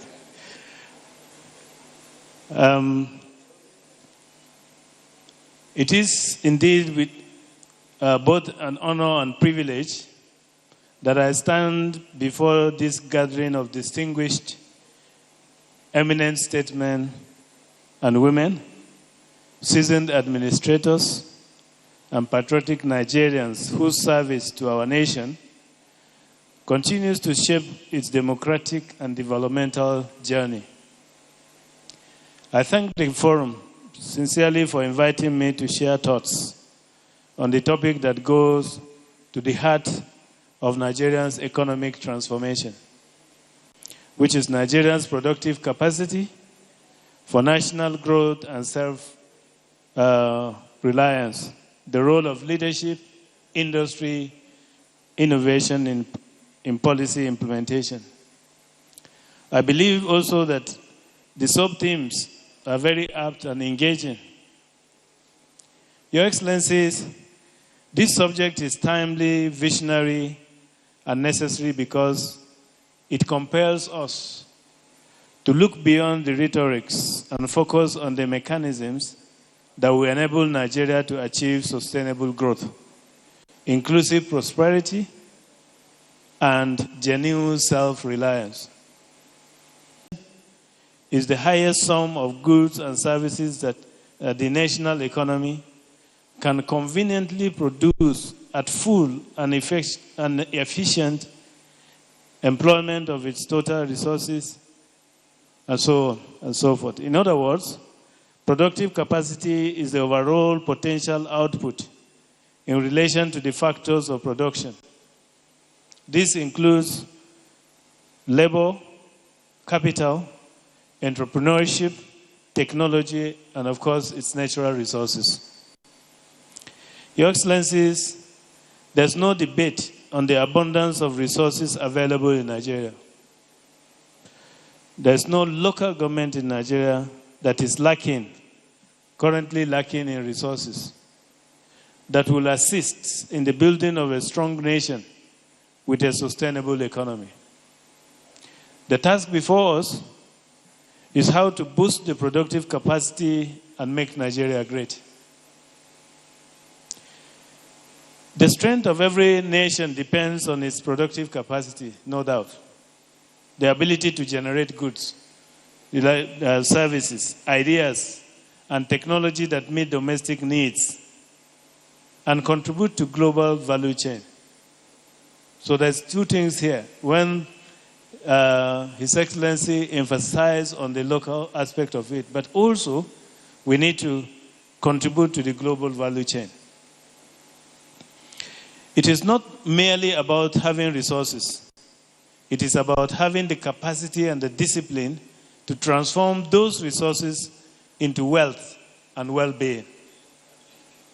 For Nigeria, productive capacity must be anchored into three very important aspects. Number one is our youthful population, which is both a challenge and also an opportunity. Number two is on our vast natural resources. You will see them abound from agriculture to solid mineral resources. And number three, the growing intellectual and technological capacity, especially within our universities and, of course, innovation hubs. Productive capacity is dynamic and driven by socioeconomic factors, some of which include the following. Number one, the human capital. This is the ability of available workforce to put into action all acquired expertise, knowledge and experience obtained through formal and informal education, apprenticeship and training.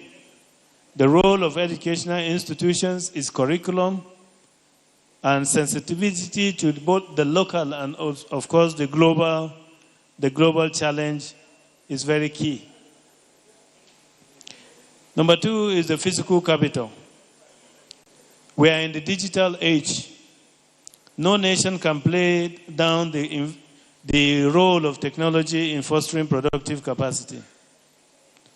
The graduation, and of course, what we have seen to season of artificial intelligence today, is a window for optimization of the nation's productive capacity and resources. The University of Jos is not taking this challenge for granted. We are in the process of establishing a world-class center of artificial intelligence to foster productive production capacity and make us relevant in this dynamic society. The country is in their need of all kinds of state-of-the-art equipment, machinery, tools, and functional infrastructure to enhance physical capacity needed for our desired productive capacity. Number three is policy making. Productive capacity is a function of public policy making. The state of the nation's nation's productive capacity will be reflected in some key socio-economic and political policies.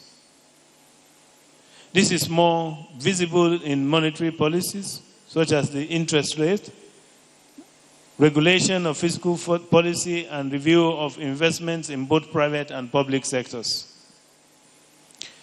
Number four, business strategy. Productive capacity of countries is now technically regulated by the private sector.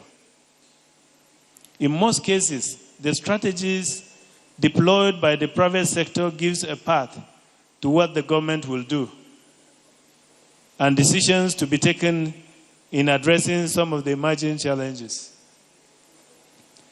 Number five is that of inflation management. The principle of supply and demand have a direct impact on the productive capacity. When resources become scarce, prices are tended to rise. The rise in prices breeds inflation, which must be managed through policy making and, of course, monitoring. So what are some of the methods of increasing productive capacity? It is a common administrative practice to put in place policies that will increase productive capacity. And of course, just like His Excellency rightly said, we have all the policies. No government is satisfied with a stagnated productive capacity. Long-term and short-term mechanisms are always designed to ensure increasing capacity, productive capacity. While working out strategies for increasing productive capacity in a nation's economy, both the public and the private sectors are always made the point of reference. Economic and political considerations are always critically examined as it affects the private and the public sectors. Globally, most countries' economy is private sector driven, while the public sector serves more like a shadow of the general economy. In this case, we see policies that are of short term, meant to solve some temporary or emerging issues, mitigating against productive capacity of that particular country. This may be the removal of certain tariffs or increasing the tariffs. It may be the tax holiday or ban on certain items in order to allow home products grow with minimal competition. And that is to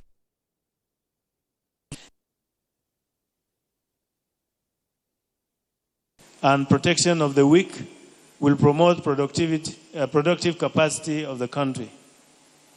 The comparative advantage production, the country fosters productive capacity by allowing specialization and comparative advantage.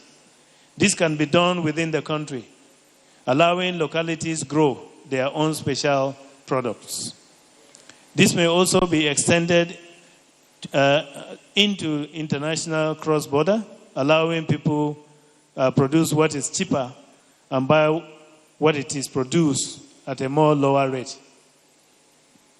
The use of technology is very important. In this regard, adequate and modern technology deserves total attention. The government should embark on policies that will make our productive capacity be driven by technology. Obsolete machineries cannot help promote productive capacity in any given nation. Partnerships, assembly plants, equipment of higher institutions with relevant technology-based equipment are part of the drastic steps government may take at an interim basis, but will have long-term effect on the national productive capacity. Gone are the area of cash and food crops. Every crop is now cash crop. There is no local government in Nigeria without abundance of natural resource in commercial volume. Inasmuch as it is very important that we partner with skilled organizations outside the country to get the best of these resources, we must not look down on the capacity of the local and the traditional initiatives. To make the best use of our national resources in enhancing productive capacity in our university, for example, and many universities, every category of students take compulsory courses in entrepreneurship, information and communication technology. We did not stop at that.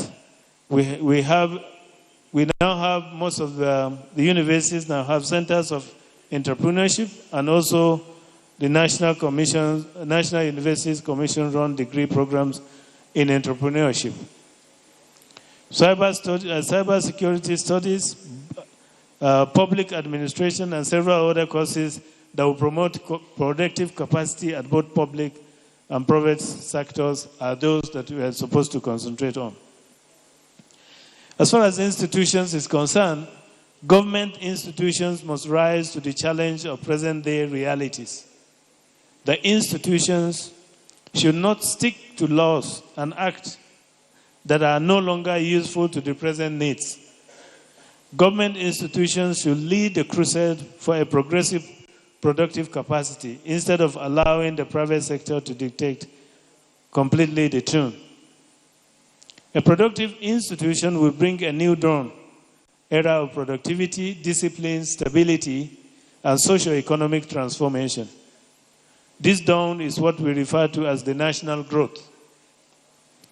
And national growth, of course, is a plain language.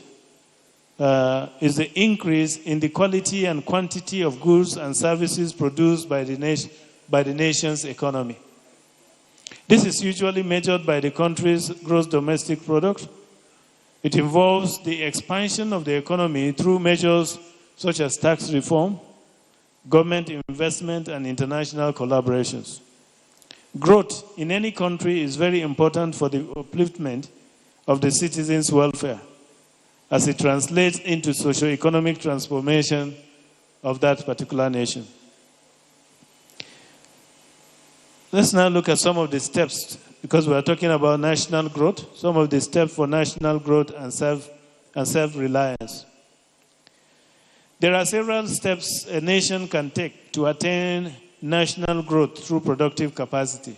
In practical terms, a nation like our beloved country and other countries within our socio-economic status may consider the following strategies.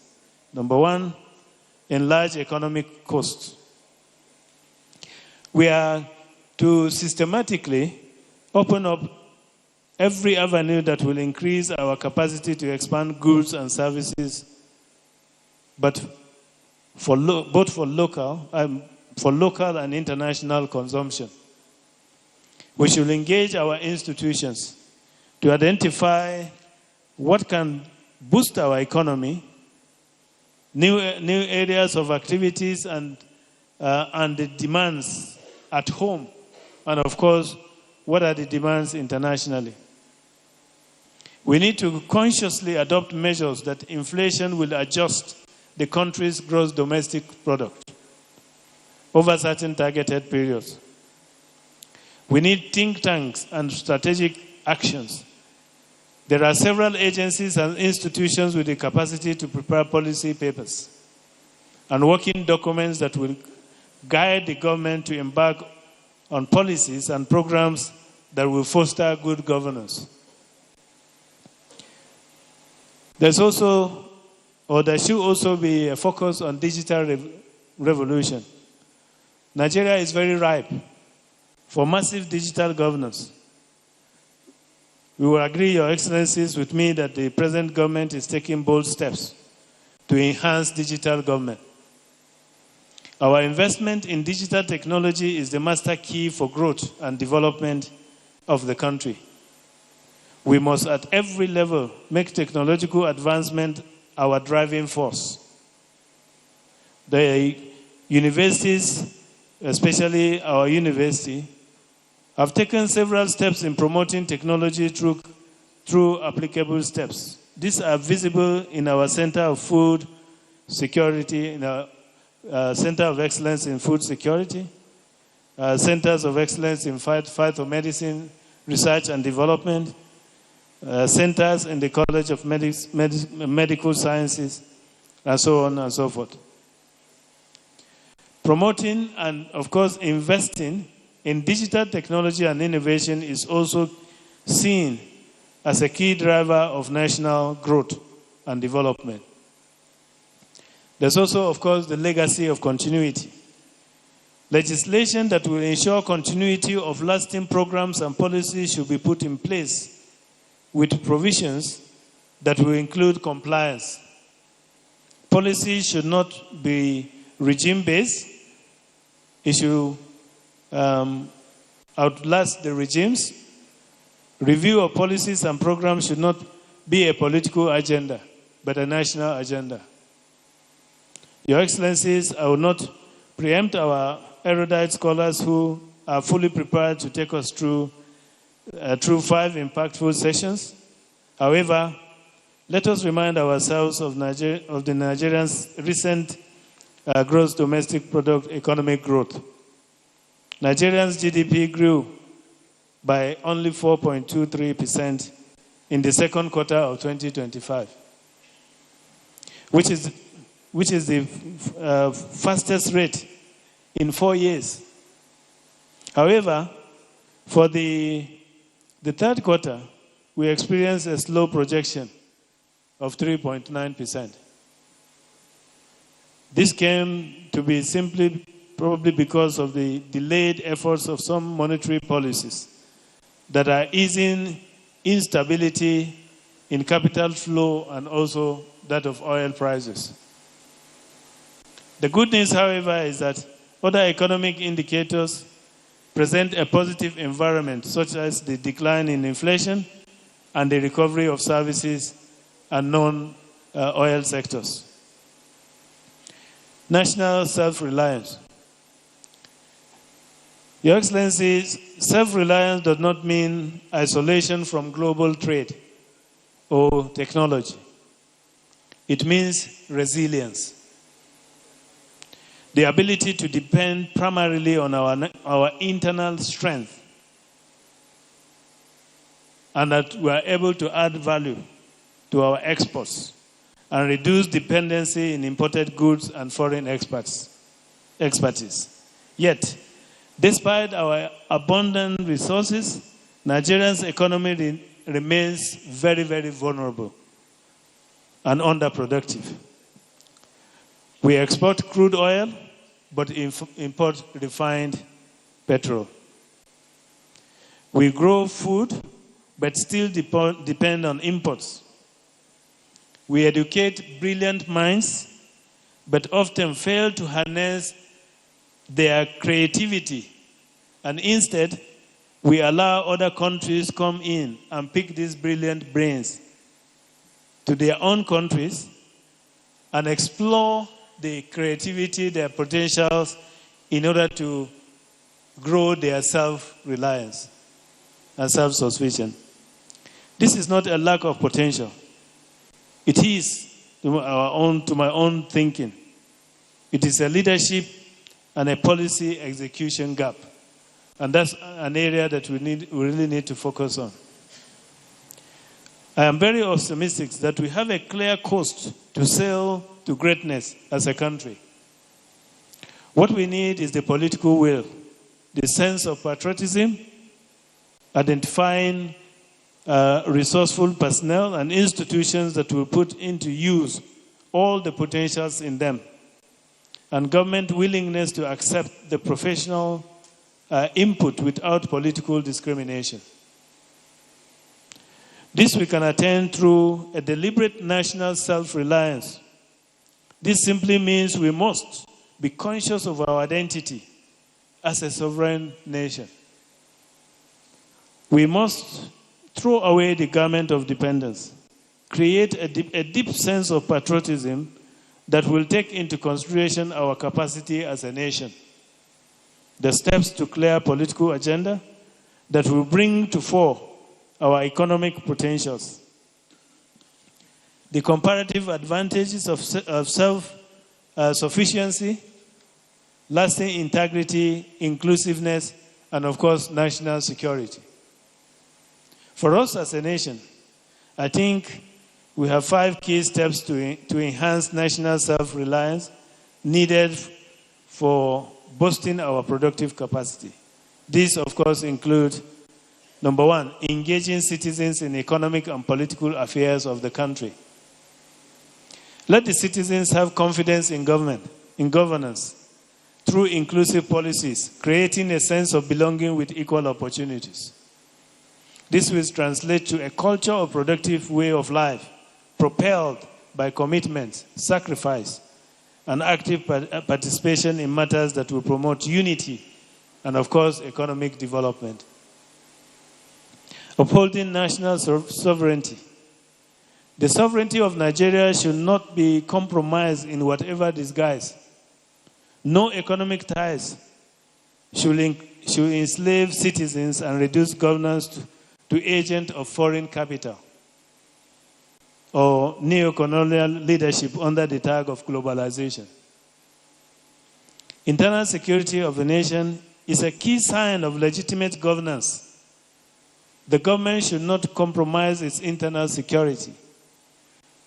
The Nigerian police force should not only be recognized on paper as the primary custodians of the nation's internal security, but must be properly equipped in all ramifications to perform their constitutional duties. The military should continue with the task of protecting the nation against any form of external aggression, with more emphasis on cross-border operations rather than internal. National pride is what we have as human resource. Natural resources and value systems should be promoted and protected to institutionalize sense of belonging and, of course, encourage local skills and local development. Last but not the least, we should totally value our local resources And again, this is an emphasis on what His Excellency earlier said. We must cherish our products above imported products, promote exports above imports, and create avenue of national pride. So what is therefore the role of leadership in national productivity? We have already extracted issues around boosting productive capacity. There is absolutely no doubt that we can only advance with the right leadership. It is a common practice to blame leaders for any negative development and claim credit for things that are working well. A leader with adequate knowledge of national economy, what the citizens need, and how to move the country forward is highly needed to enhance productive capacity of our nation. Leadership remains the single most critical factor in determining a nation's productive trajectory. History teaches us that nations rise or decline not because of what they have, but because of what their leaders do with what they have. Nigeria has never lacked good ideas and has never lacked good policies. From Vision 2020 and needs to the economic recovery and growth plan, and now the renewed hope agenda. However, many of these initiatives have suffered from weak implementation, fragmented coordination, and in some cases, lack of continuity from one policy to another. In national leadership, every good leader has the potential to boost the economy, as there are citizens in all sectors of the society that are experts and very knowledgeable in various areas of specializations.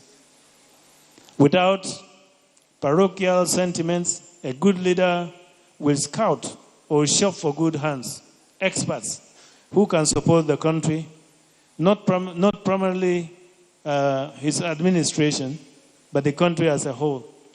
The leadership should develop a feedback strategy that will keep them above every situation.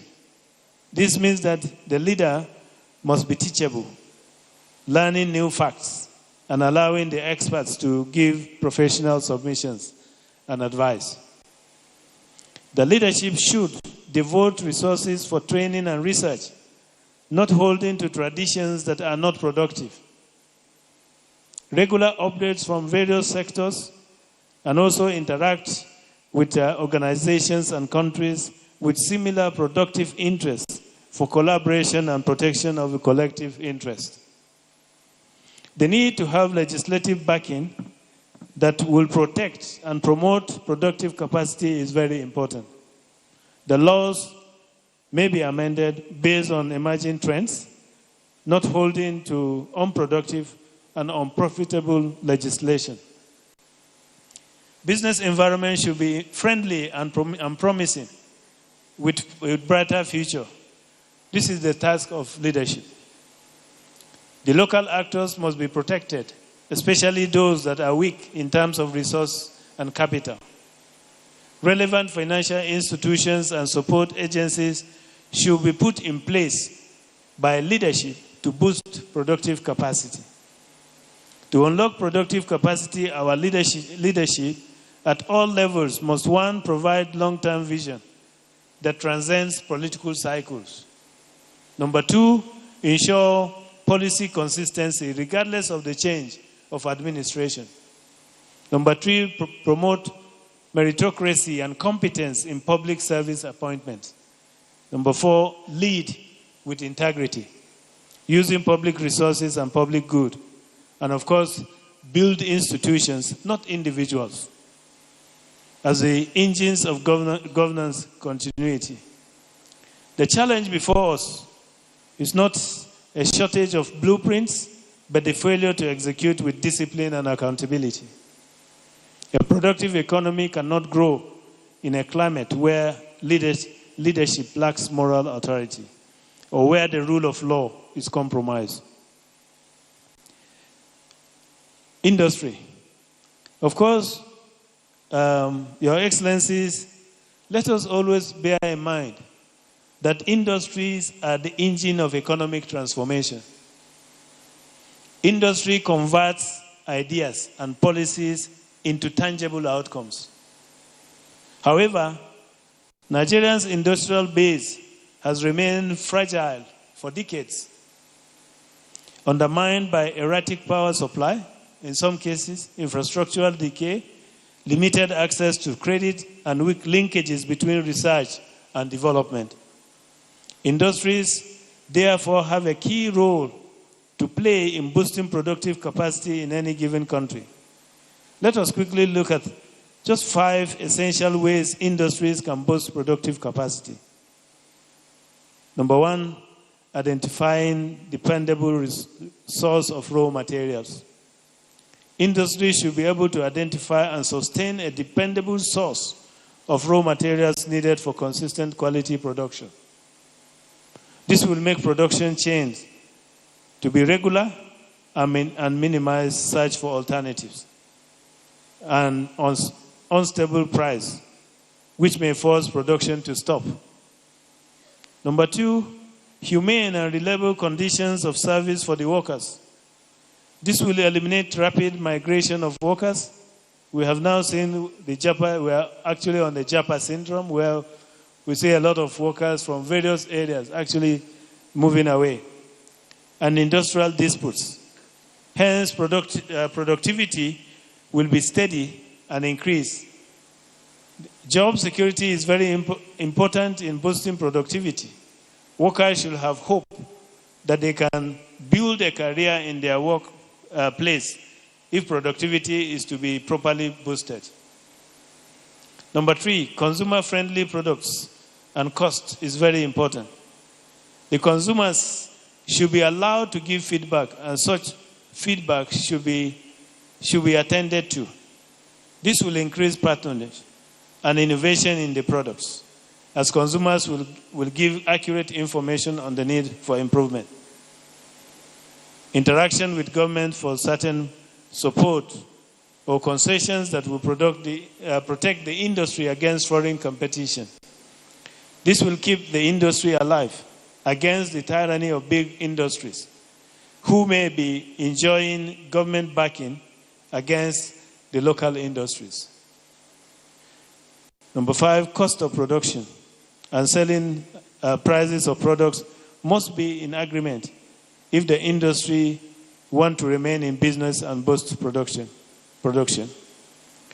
Specifically, we must redefine industrial policy around productivity and inclusion. We must empower small and medium-scale enterprises, which account for more than 80% of employment in our country. We must reinvigorate manufacturing, particularly in agro-processing, textile, and light industries, to substitute imports and also, of course, boost exports. We must create industrial clusters and special economic zones where innovation and production can thrive under shared infrastructure. And of course, we need to strengthen partnership between the universities, polytechnics, and other institutions and industry. We must work within the context of the triple helix to bridge the gap between research and also that of commercialization. A strong industrial base ensures that our raw materials from cassava to cocoa to lithium and crude oil are refined into products that generate jobs, foreign exchange, and of course, technological know-how. Without industries, leadership's vision remains abstract. With it, policy becomes production. On the issue of innovation, of course, innovation is the catalyst of modern productivity. Innovation is the lifeblood of the 21st century in economies. It is what differentiates nations that are merely resource-rich from those that are knowledge-rich. Innovation is not just about technology. It is about creative problem solving, using science, entrepreneurship, digital tools to address local challenges. In agriculture, for instance, it means precise farming and agri-tech. In health, it means telemedicine and biotech. In governance, it means digital records, e-payments, and data-driven decision-making policies. Decision-making in general. Nigeria must deliberately invest in the innovation ecosystem by funding research and development in universities and research institutions, by protecting the intellectual property to reward creativity in those institutions, by establishing innovation and technology parks linked to university and industry, and of course encouraging youth entrepreneurship through targeted grants, mentorship, and of course incubation. Our young people are Nigerians' greatest untapped asset. With the right support, they can become creators, they can become innovators, and global competitors. Leadership must therefore create an environment where innovation is rewarded, but not stifled. We have seen in most cases where innovation actually in this country, rather than being supported, but it's actually stifled. Policy implementation, which is actually the missing link. Our problem, as many of us know from experience, has never been the policy scarcity, but policy inconsistency. And of course, in some cases, poor execution of such policies. We need effective policy implementation. Effective policy implementation requires institutional discipline, accountability mechanisms, and stakeholder inclusion. So how can we strengthen productive capacity? And what is the way forward? I think before I make my conclusion, I thought that we should have thoughts around these areas. To build a truly productive and self-reliant Nigeria, we must consider the following, strategic priorities. Number one, we need to diversify the economy through agro-industrialization, solid minerals, and of course, digital economy. Number two, we need to invest massively in human capital, education, health, and skills development, particularly through revitalized TVET institutions, is core. We need to reform infrastructure, especially energy, transport, and broadband connectivity, to reduce production costs. We need to promote local content and technology transfer through incentives and protection of indigenous industries. We need to empower youth and women as drivers of innovation and entrepreneurship. We need to institutionalize performance management in public service to ensure accountability in policy delivery. These steps, pursued with sincerity and consistency, will not only expand our productive base, but also strengthen national cohesion and, of course, national reliance. In conclusion,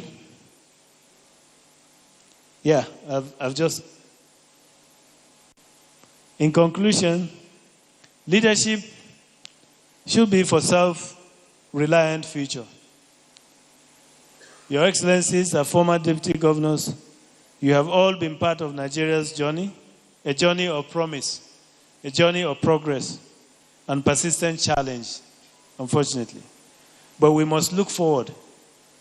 Nigeria stands today at a crossroad. We can continue to manage poverty, or we can create prosperity through productivity. We can keep recycling plans, or we can implement them with courage and discipline.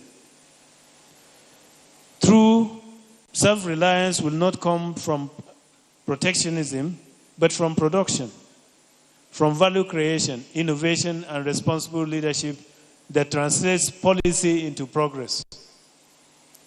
The call to action, therefore, is clear. Let leadership inspire productivity.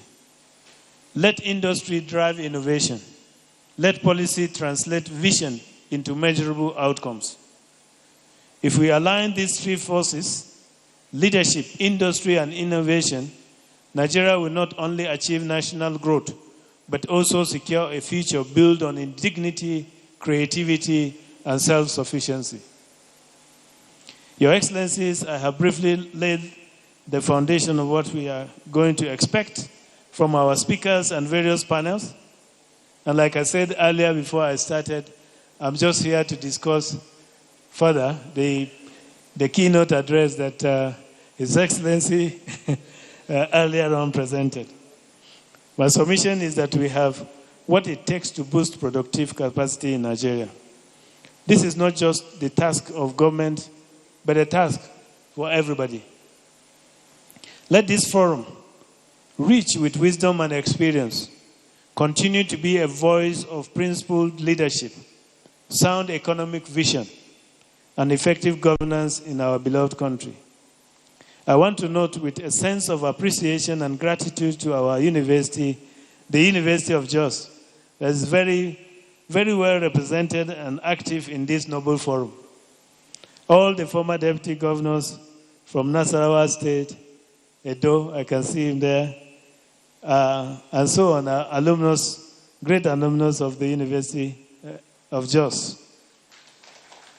But for Professor Onje Yewado, who is a professor of law, a former deputy governor of Nasarawa State, still a professor in Plateau State.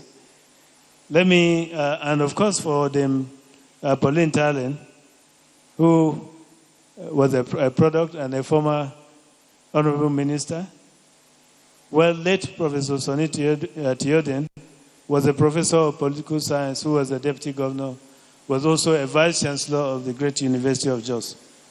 On this note, the University of Jos will always give you all needed support to actualize the goals of fostering good governance and leadership in this country.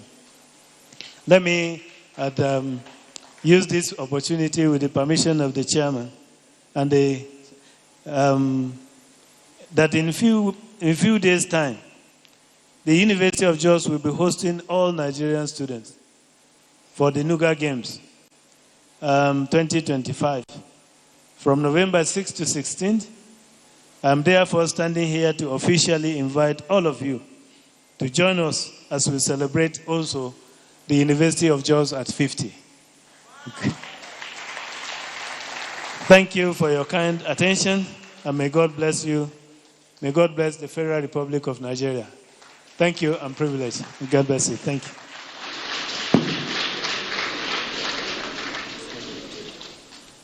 Please, let's appreciate Professor Tanko Ishaya, the Vice Chancellor of the University of Jos, once again. Thank you, Professor.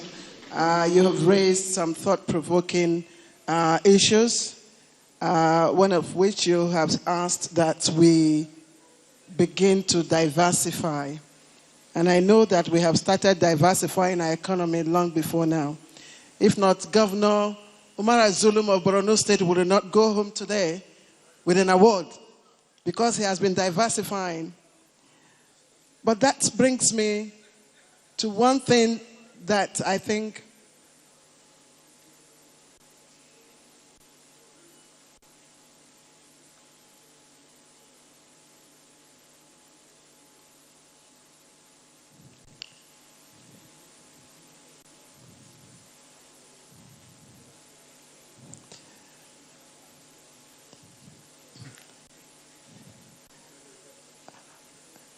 Thank you, sir.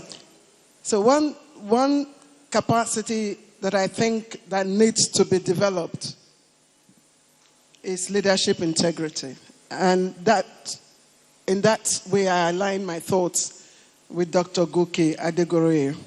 I didn't get to read his book. He launched recently, The Nigeria Civil Service, 5 decades experience. But I had opportunity to read some of the reviews. And he said that his mission, his ministry, is to advocate leadership integrity. And I'm glad to say that we do have Dr. Goke in our midst today. Dr. Goke Adegore, are you here? Thank you, sir. Please, let's put our hands together. I'm very happy that he's in our midst today because his ministry is advocating leadership integrity. Dr. Adegore, am I right? All right, thank you very much, sir. So the next session will be steered by the moderator for this session will be Professor Uche Waleke. He's, of course, Nigeria's first professor of capital market, a widely respected economic analyst.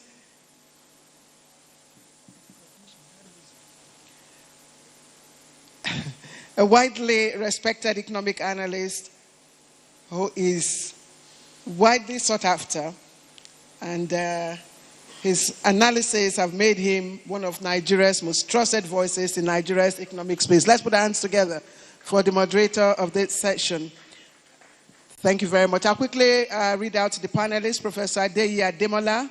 Professor Adeyi Ademola is a professor of governance, identity politics and development communication at the University of Jos. He's Professor Ademola, are you here? Please, let's put our hands together. He's known for his clarity of thought, decades of impactful scholarship. He remains a guiding light in academia and public service. And let me also welcome Dr. Goke Adegoroye, who is a seasoned administrator, former DG Bureau of Public Service Reforms, one of Nigeria's most authoritative voices in public sector transformation and sustainable governance frameworks. Like I said earlier on, his main ministry is advocating leadership integrity. Let's put our hands together for Dr. Goke Adegoroye. Ambassador designate Michael Tisan, Embassy of Poland in Abuja. He's also here. He represents the Embassy of Poland, brings wealth of diplomatic experience, and of course, he has a very strong commitment to strengthening bilateral ties and educating exchange between Poland and Nigeria. Thank you very much, Excellency. We have Senator Professor John Abraham, Professor of International Management Studies, entrepreneur, CEO, Pilgrim Ranch Limited, first black member of the Parliament of Poland. He's also here. Let's put our hands together for him. He has a rare mix of intellect and statesmanship. He's deeply, deeply committed to translating knowledge into meaningful national progress. Thank you for coming. And last but certainly not the least, we have Dr. Alpha Yaya Kamara. Dr. Kamara is a systems agronomist and principal scientist, IITA, CGIAR program lead on land, water, and ecosystems. Please, Dr. Alpha Yaya Kamara, can we put our hands together for him? He has worked extensively on regional integration, institutional capacity, building policies, across West Africa, and of course, strengthening institutions and empowering communities. Distinguished ladies and gentlemen, your panelists for this session. And at this point, I'd like to quickly, before I hand over the microphone to the moderator, let me quickly acknowledge His Excellency Ahmed Mohamed Getso, former Deputy Governor of Niger State, who's here with us. Please, can we put our hands together? His Excellency Mukhtar Ahmed Anka, Deputy Chairman North and former Deputy Governor of Zamfara State, is also here. Thank you very much, sir. His Excellency Ali Abubakar Jatau, former Deputy Governor of Borno State. He's also here, and of course, a National Secretary. Your Excellency, I can't see you.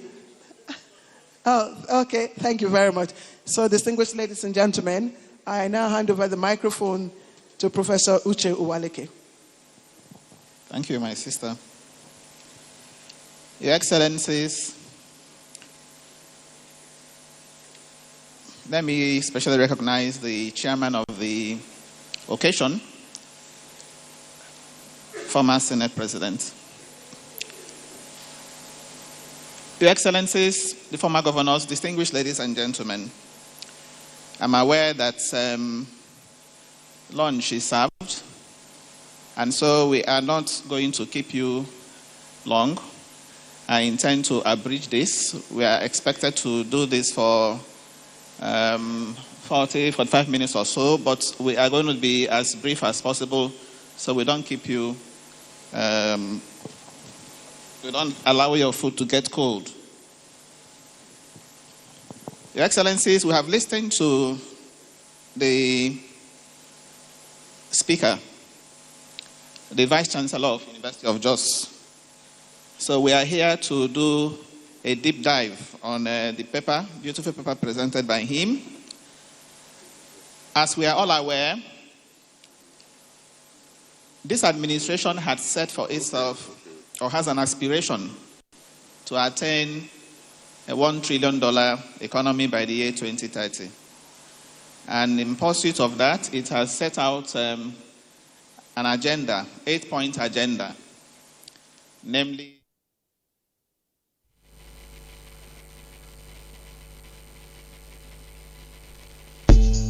This is the network service of the NTA.